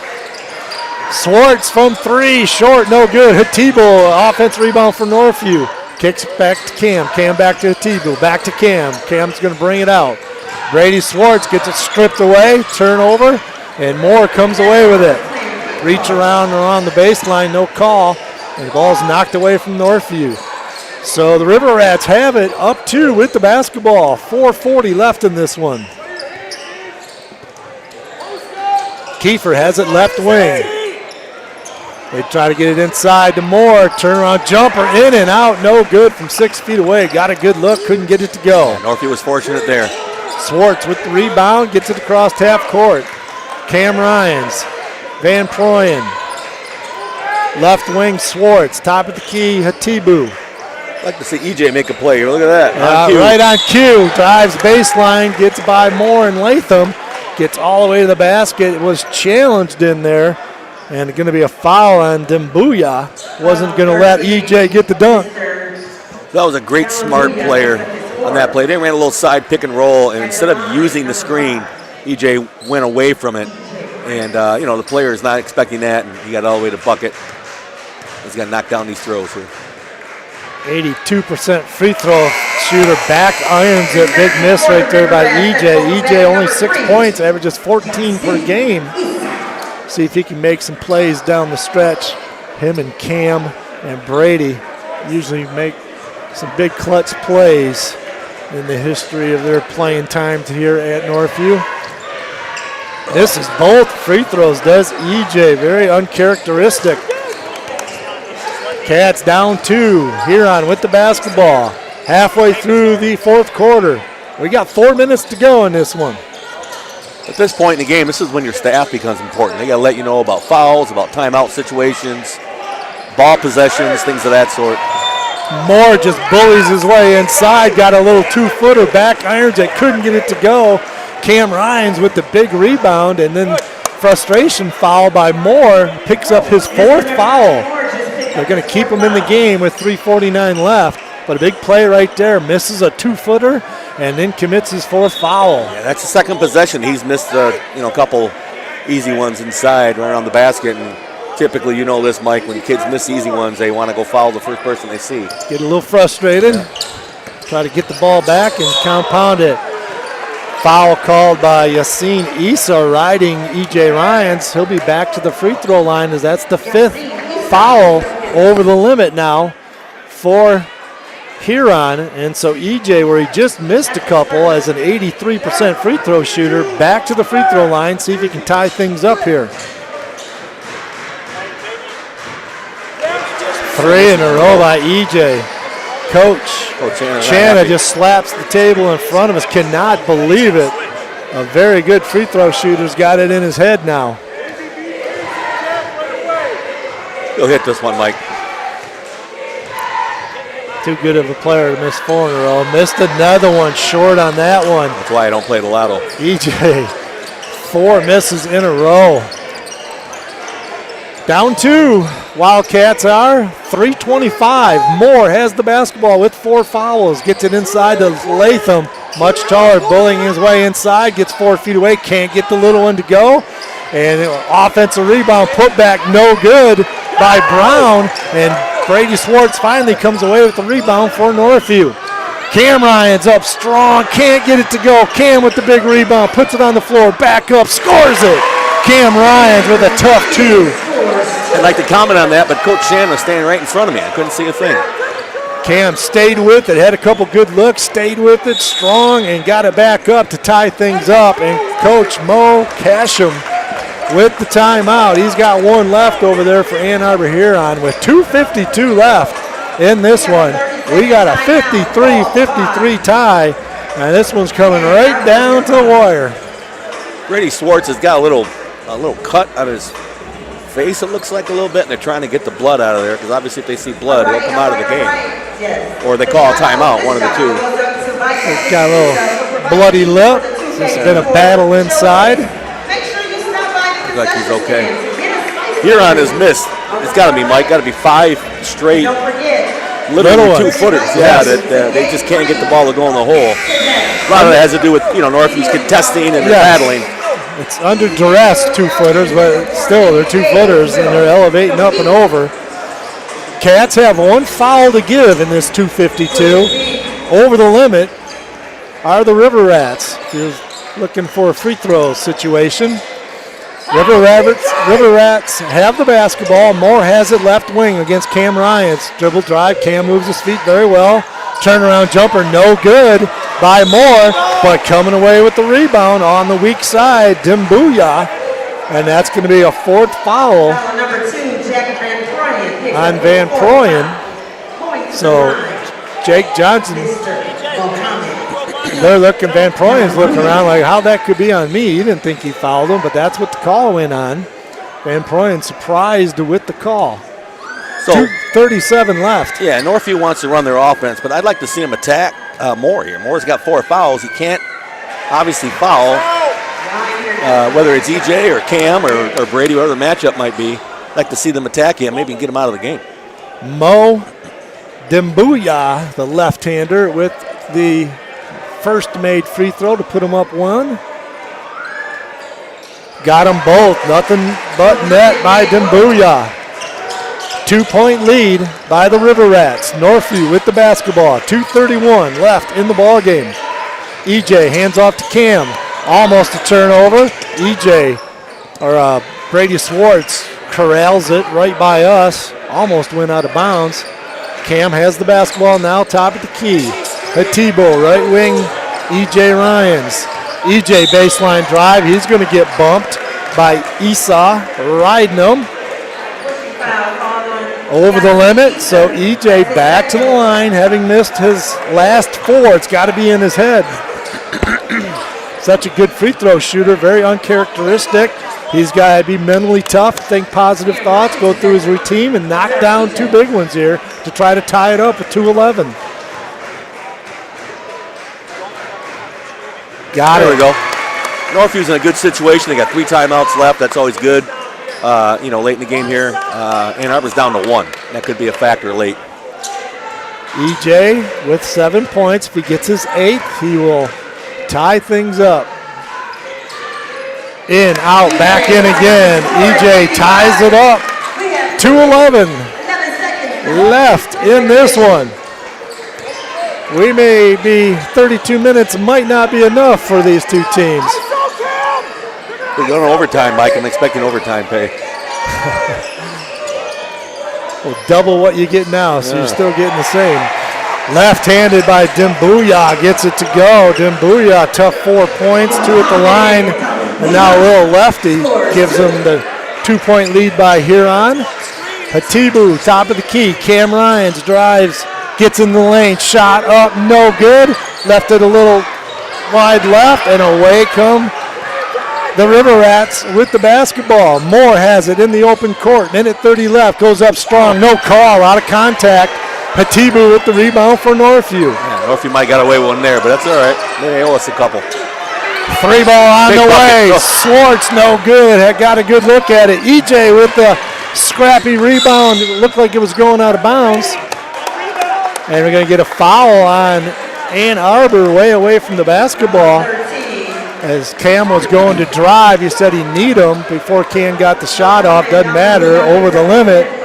Northview no longer has a foul to give. So from here on out, both teams shooting 2 free throws, whether in the act of shooting or not. A minute 13 left in this one. The Wildcats down 2. Cam Ryan's to the line to shoot 2. That's the 5th foul on number 1 there. Caleb Brown fouls out of the ball game, the junior. For Huron coming into the game. Sorry, it was 13, Mike. Okay, Graham Baker coming into the game.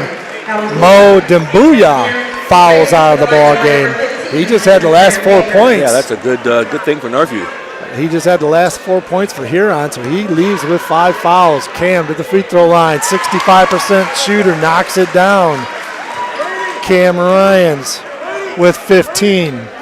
Got another made here, and we got a tie game with a minute 13 left. Miss free throw by Cam. Huron hanging on to the 1-point lead. The River Rats going to have possession. It was knocked out. Van Proyen comes out of the game. Jake Johnson into the game. That's an offense for defense. He's got 2. He's got 4 fouls. So Coach Dave Jan wants to leave him in the game here, so you might see him come right back in. Just about a minute left in this one. River Rats with the 1-point lead and the basketball. Esau with the basketball running the show. He picks the ball up, and the last timeout for the River Rats right now, as Coach Mo Casham didn't like what he was seeing right there, calls their last timeout. Northview has 3. And both teams in the double bonus. And we got a 1-point game with a minute left in this one. Barn burner here. Absolutely. It's what we expected. What we talked about, obviously in the beginning of the show and even at halftime, that expected this one to come down to a 1-possession game. And as of right now, it looks like what's going to happen. And we talked about the keys to that at the end, and we talked about who's going to make plays in that crunch time and making some key free throws down the stretch and taking care of the basketball and not having any turnovers and executing your offense, getting good looks, and who's going to take the shot and who's going to knock them down. The team usually that hits the free throws and defensive rebounds in these situations are usually the team that will end up with the win. Giving up offensive rebounds and those type of things can put you in a bad situation. So hitting free throws and grabbing defensive rebounds are a huge part of this. No more timeouts for Ann Arbor. Ann Arbor has the basketball. Esau with the basketball running the point. Set play for a ticky-tack foul way away. Cam Ryans fouled more right away. The call is made. Going to be shooting 2 as Northview's over the limit. Not what you wanted. Cam had no idea he was fouling them. He's perplexed by the call. That's what I was just going to say. I mean, Northview didn't have to foul because of the shot clock, but then they went and called that little ticky-tack call. Mac Moore knocks down the free throw. He's got 25 points in this ball game. Leading scorer, Brady Swartz with 31. Mac Moore with 25. Still a 1-possession game here. 48.1 seconds left. Cats do have plenty of timeouts. Knocks down both free throws. Moore making some plays down the stretch at the line. Up 3. You can go 2 for 1 if you get a quick one. Huron up 3. Swartz into the lane, gets all the way to the basket, scores a layup. Got it. Brady Swartz with 33. Career high. Each score he has is a career high. Northview cuts it to 1. 59-58. Northview down 1. 35.6 seconds left. We're going to stay right here. Yeah, so the shot clock not really is an issue anymore because Northview's going to have to foul now. There's only 0.6 left. Difference between the game clock and the shot clock. So you play good defense as long as you can. You try to force a foul or I'm sorry, force a turnover.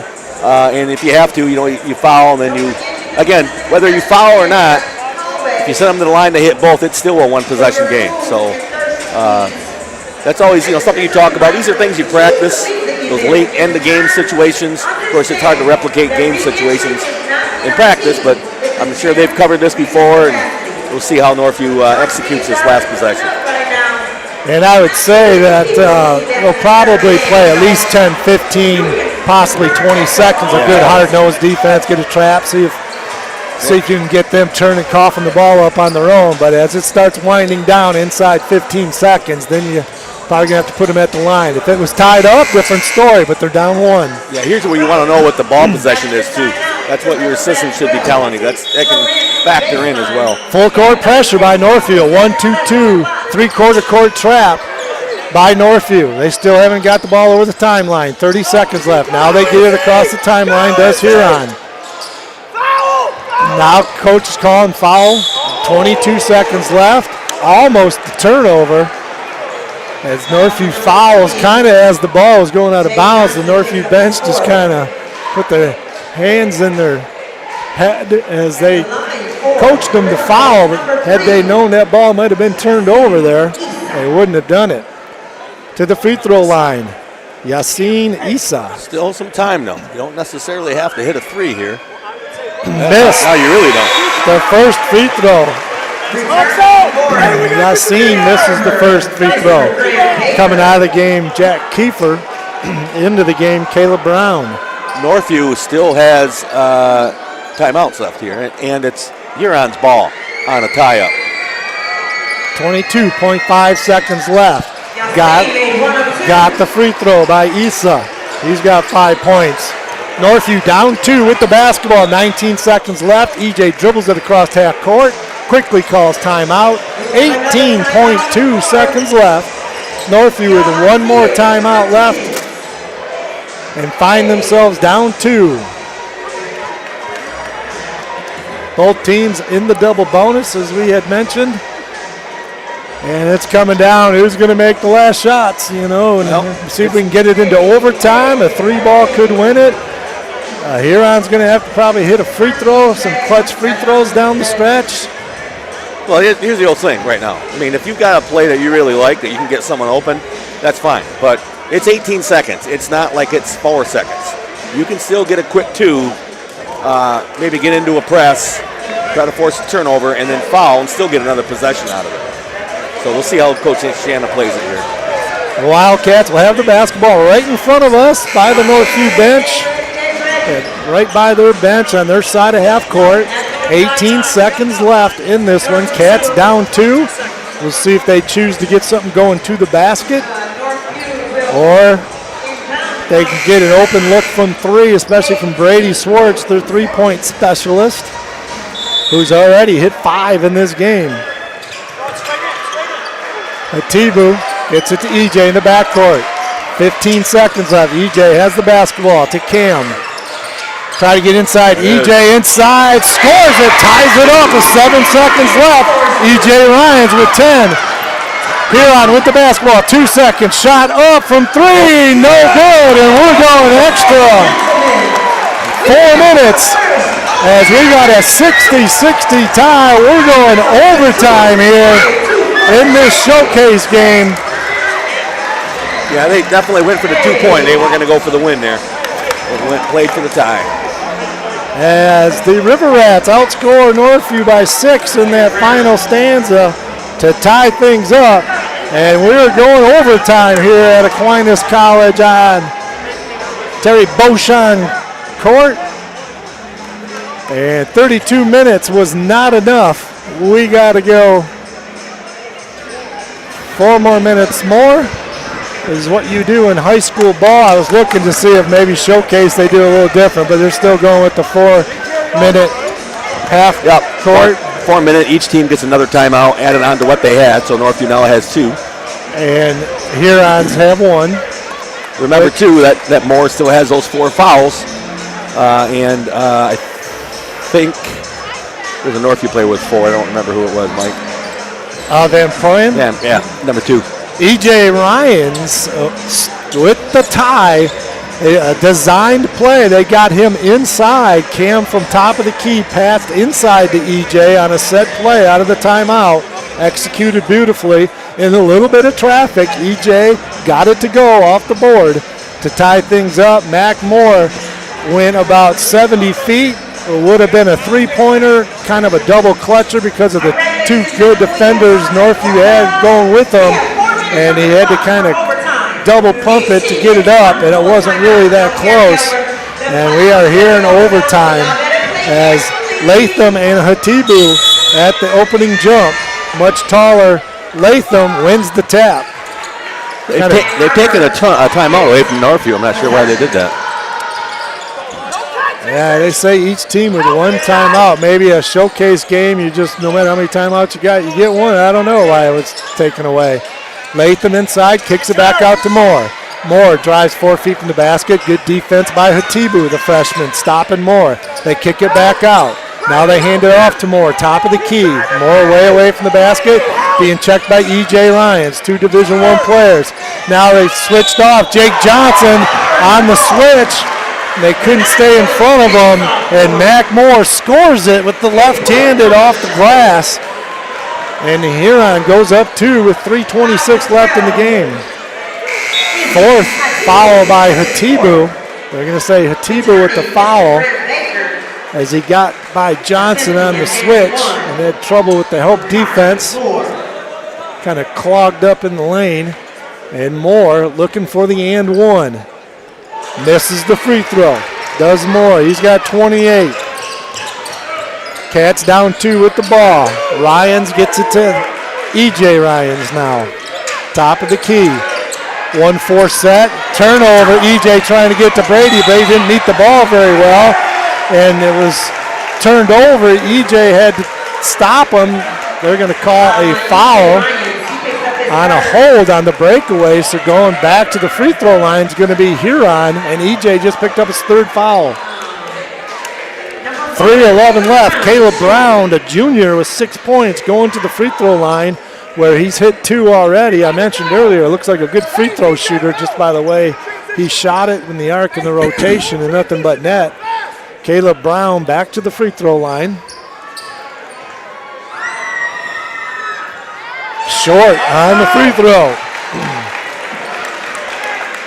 Still a one possession game, whether it's made or missed. Cats down 2. 3:11 left in overtime.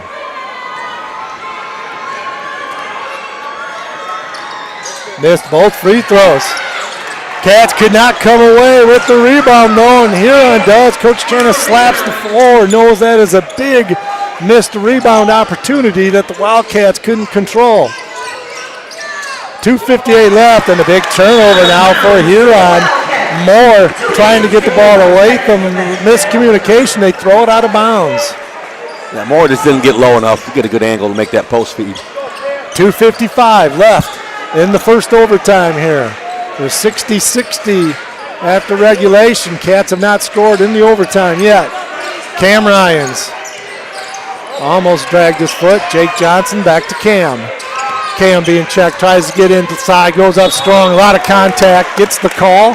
Cam Ryans will be going to the free throw line to shoot 2 as the ball did not go in. Got hammered pretty good. Cam, 65% free throw shooter. Big free throws, got to knock these down. We talked about that late in the game.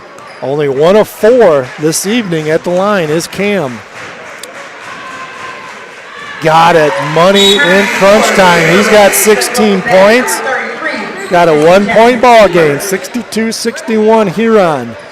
Cam with this free throw can tie things up with 2:37 left in the overtime. Got them both. Clutch free throws by Cam Ryans. He's got 17. The River Rats with the basketball. Moore walks it across the timeline, being checked by Cam Ryans. Between the legs, Moore trying to get into the lane. He does, gets all the way to the basket. Shot up, somehow got it to go. A tough shot by Moore. He's got 30. We got 2 players with 30 points, 33 for Swartz. EJ all the way basket, tough angle, banks it in, scores it. EJ with 12. Yeah, EJ's driving towards Brady's side of the floor, and they're reluctant to help off of Brady. It gives EJ a nice driving lane. 2 minutes left in this one. We're all tied up at 64. Moore being checked by Cam. Spin dribble, Moore.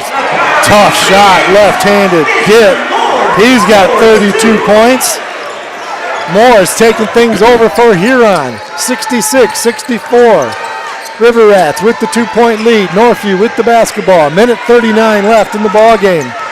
Swartz all the way to the basket. He dunks it. We're going to get a foul called before the dunk as Brady from the left wing drove it into the lane. Right-handed dribble. Got fouled 15 feet from the basket. Continued on. Dunked it.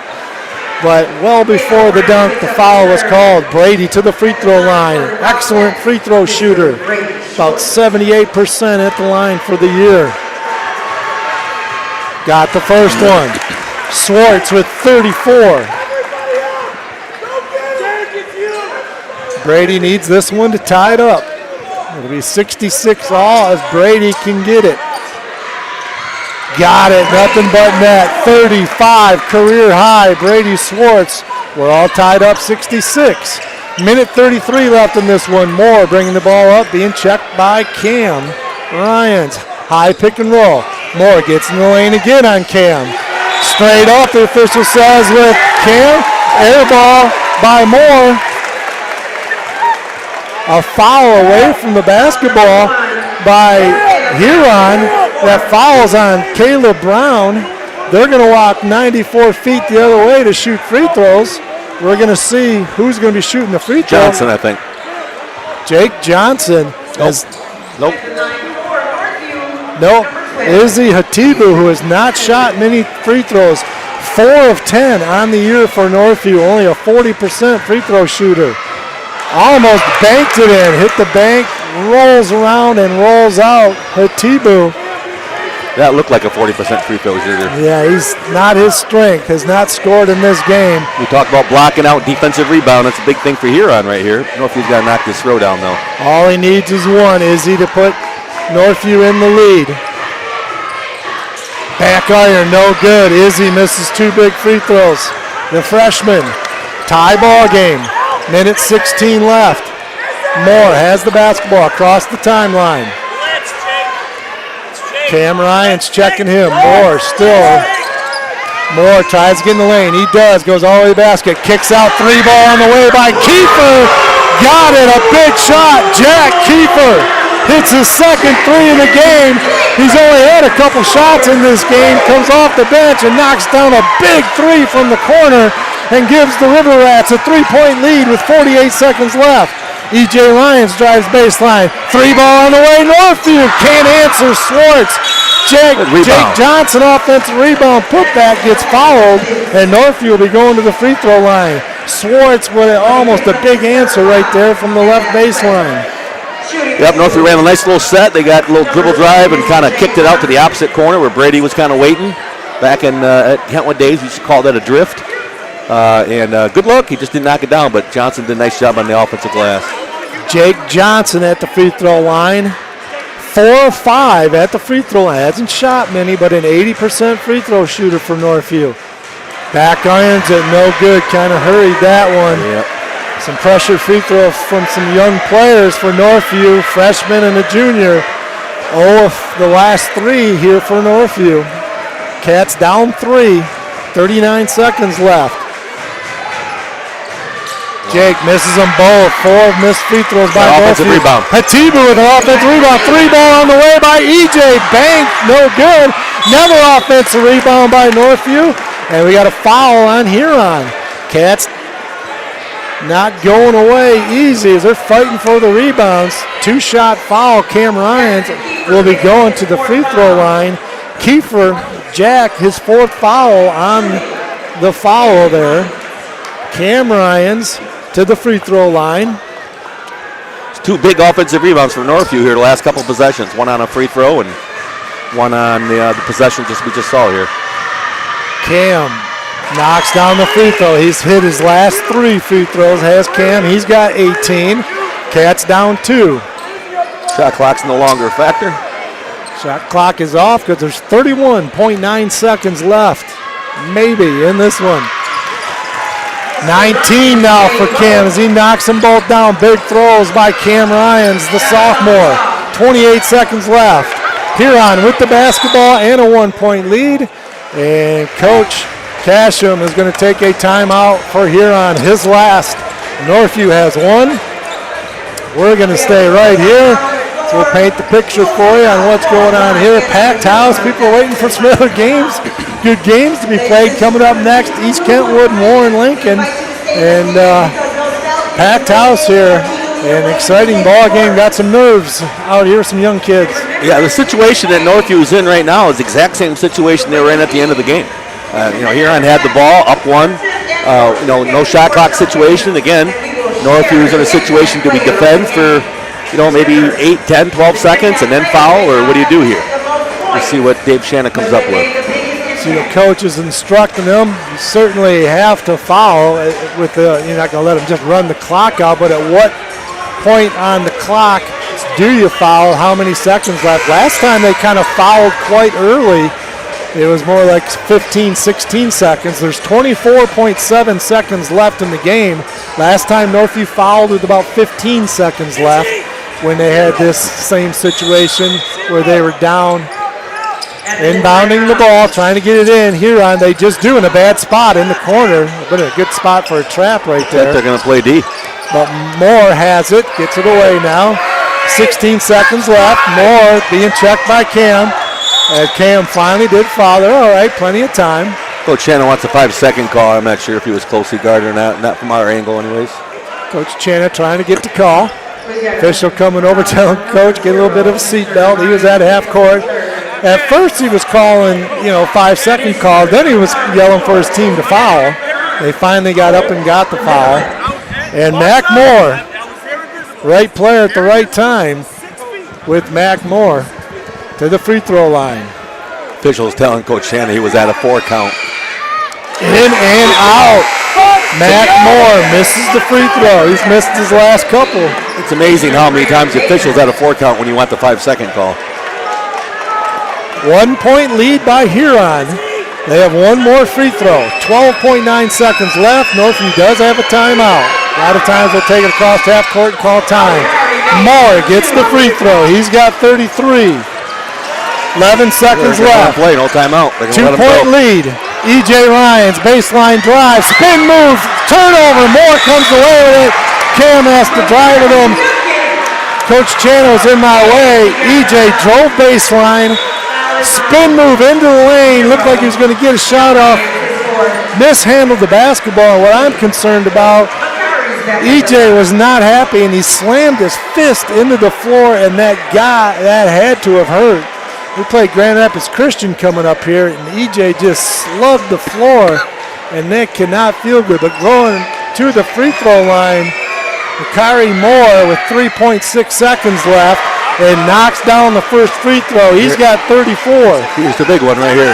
Got a timeout left. They want to use it. Yep. Yeah, Coach Channa chose not to use the timeout before, and they'll practice that, Don't let the defense set up. They came down. EJ with a nice spin move, but kind of lost control of it a little bit as he was going in the lane. It was knocked away. Makari Moore came away with it, was streaking down the court. Cam had to grab him to get the clock stopped, and ends up hitting 1 of 2 free throws. So they have a 71-68 lead, a 3-point game, 3-point lead by Ann Arbor Huron. This is obviously the game right here. If he hits the free throw, game's over. But if he misses it, Northview's got a chance. You got a couple good 3-point shooters out there. You never know if they're on a miss, you get it up. Last second three, you tie it up. 3.6 seconds left. If Moore knocks the free throw down, it's all but over. If he misses, no timeouts left. Cats probably going to get a half-court heave. 3 seconds off a rebound. You might be able to get it past half-court a little bit. Makari Moore, nothing but net. He's got 35 to put the nail in the coffin. EJ with the 3 at the buzzer. Got it, but the Cats are going to lose it by 1. 72-71 as E.J. Ryans did knock down that 3 ball at the buzzer to give him 15 points, but he's not happy with himself with the spin move turnover that he thought he could maybe get the tying bucket, but a hard-fought victory here. Ann Arbor Huron comes over here to Grand Rapids and gets a hard-fought win. Mac Moore, 35 points, a big one. Well, he was tough in the second half. He kind of was their offense there in the last part of the fourth quarter and then in the overtime. Made some phenomenal plays. But Northview played as well. Again, you always want to win, but these are the games that really help you. You get these on tape, you get them on film, and you tell your kids, hey, we're in every game against top 10, top 5 teams, and we're right there. Yeah, hold your head up high. You're, you got to shake it off. You got at Lowell. Glad they got a ball game before Grand Rapids Christian to kind of shake things off a little bit. They go to Lowell on Tuesday. Our next broadcast will be the Grand Rapids Christian game, and that one's way more important than this one, the Grand Rapids Christian game, as Ann Arbor Huron out at center court celebrating their hard-fought overtime victory, 72-71. We're going to take a quick timeout here, play a little commercial, and we'll come back to wrap things up with you here. Have the Josh Heating and Cooling player of the game. And come on back to the LVZ Financial postgame show.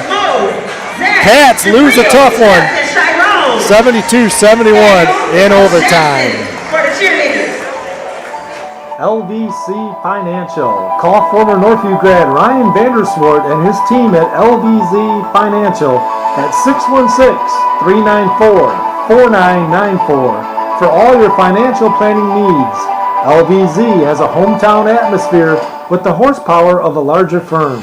Call Ryan for his 25 years of experience or his team today for all your financial planning needs at 616-394-4994, and thank you for your support of Northview Athletics. And we are back here at Aquinas College, as that's after one. The River Rats led Northview 18-12. They were up 6 after the first quarter. At halftime, River Rats were up 3, 32-29. River Rats were up 14 points at one time in that first half. Cats fought them way back and ended up being ahead 46-40 in that third quarter, as they outscored them 17-8 in that third quarter, did Northview. And then the River Rats outscored Northview by 6 in that final quarter to tie it all up at 60. And then the River Rats outscored Northview by 1 in that overtime period, as they win it 72-71, as they outscored Northview 12-11 in that overtime. Great ball game. Individual scoring here for Ann Arbor Hurons, who now go to 13-2. Justin Latham had 9 points. Caleb Brown with 6. Christian Brown did not score. Yassine Issa with 5. Mo Dembuya with 4. Graham Baker with 5. Jack Kiefer with 6. None bigger than that late 3 to tie things up when it looked like Northview had him beat. If he misses that shot, Northview probably wins this ball game. He knocked down 2 threes, did Jack Kiefer, for 6 points. And the high point man, tied for high point man of the ball game, Makari Moore, the junior, 35 big points. For the Northview Wildcats, disappointing loss for them, as it looked like they might have come back and had this thing won. Jake Johnson did not score. Izzy Hatibu did not score. E.J. Ryans had 15 points in this ball game. Jack Van Proyen with 2. Cam Ryans with 19. High point man tied for the ball game. High point man for the Wildcats, Brady Swartz, a career high 35, knocking down 5 threes in this one, as he was on fire in this ball game. 19 in the first half, 16 in the second half. Career high 35 and a losing effort for Brady Swartz. Final thoughts here, Coach. Yeah, I mean, it's like I said, it's the third game I've done with you, and it's the third one that's come down to the buzzer. Unfortunately, Northview came out on the short end this time, but great win. I mean, great game for each team. I mean, again, you look at these games and really can take a lot away from them. Well, I appreciate your efforts, and maybe we'll do it again down the stretch here. Appreciate it, Rob.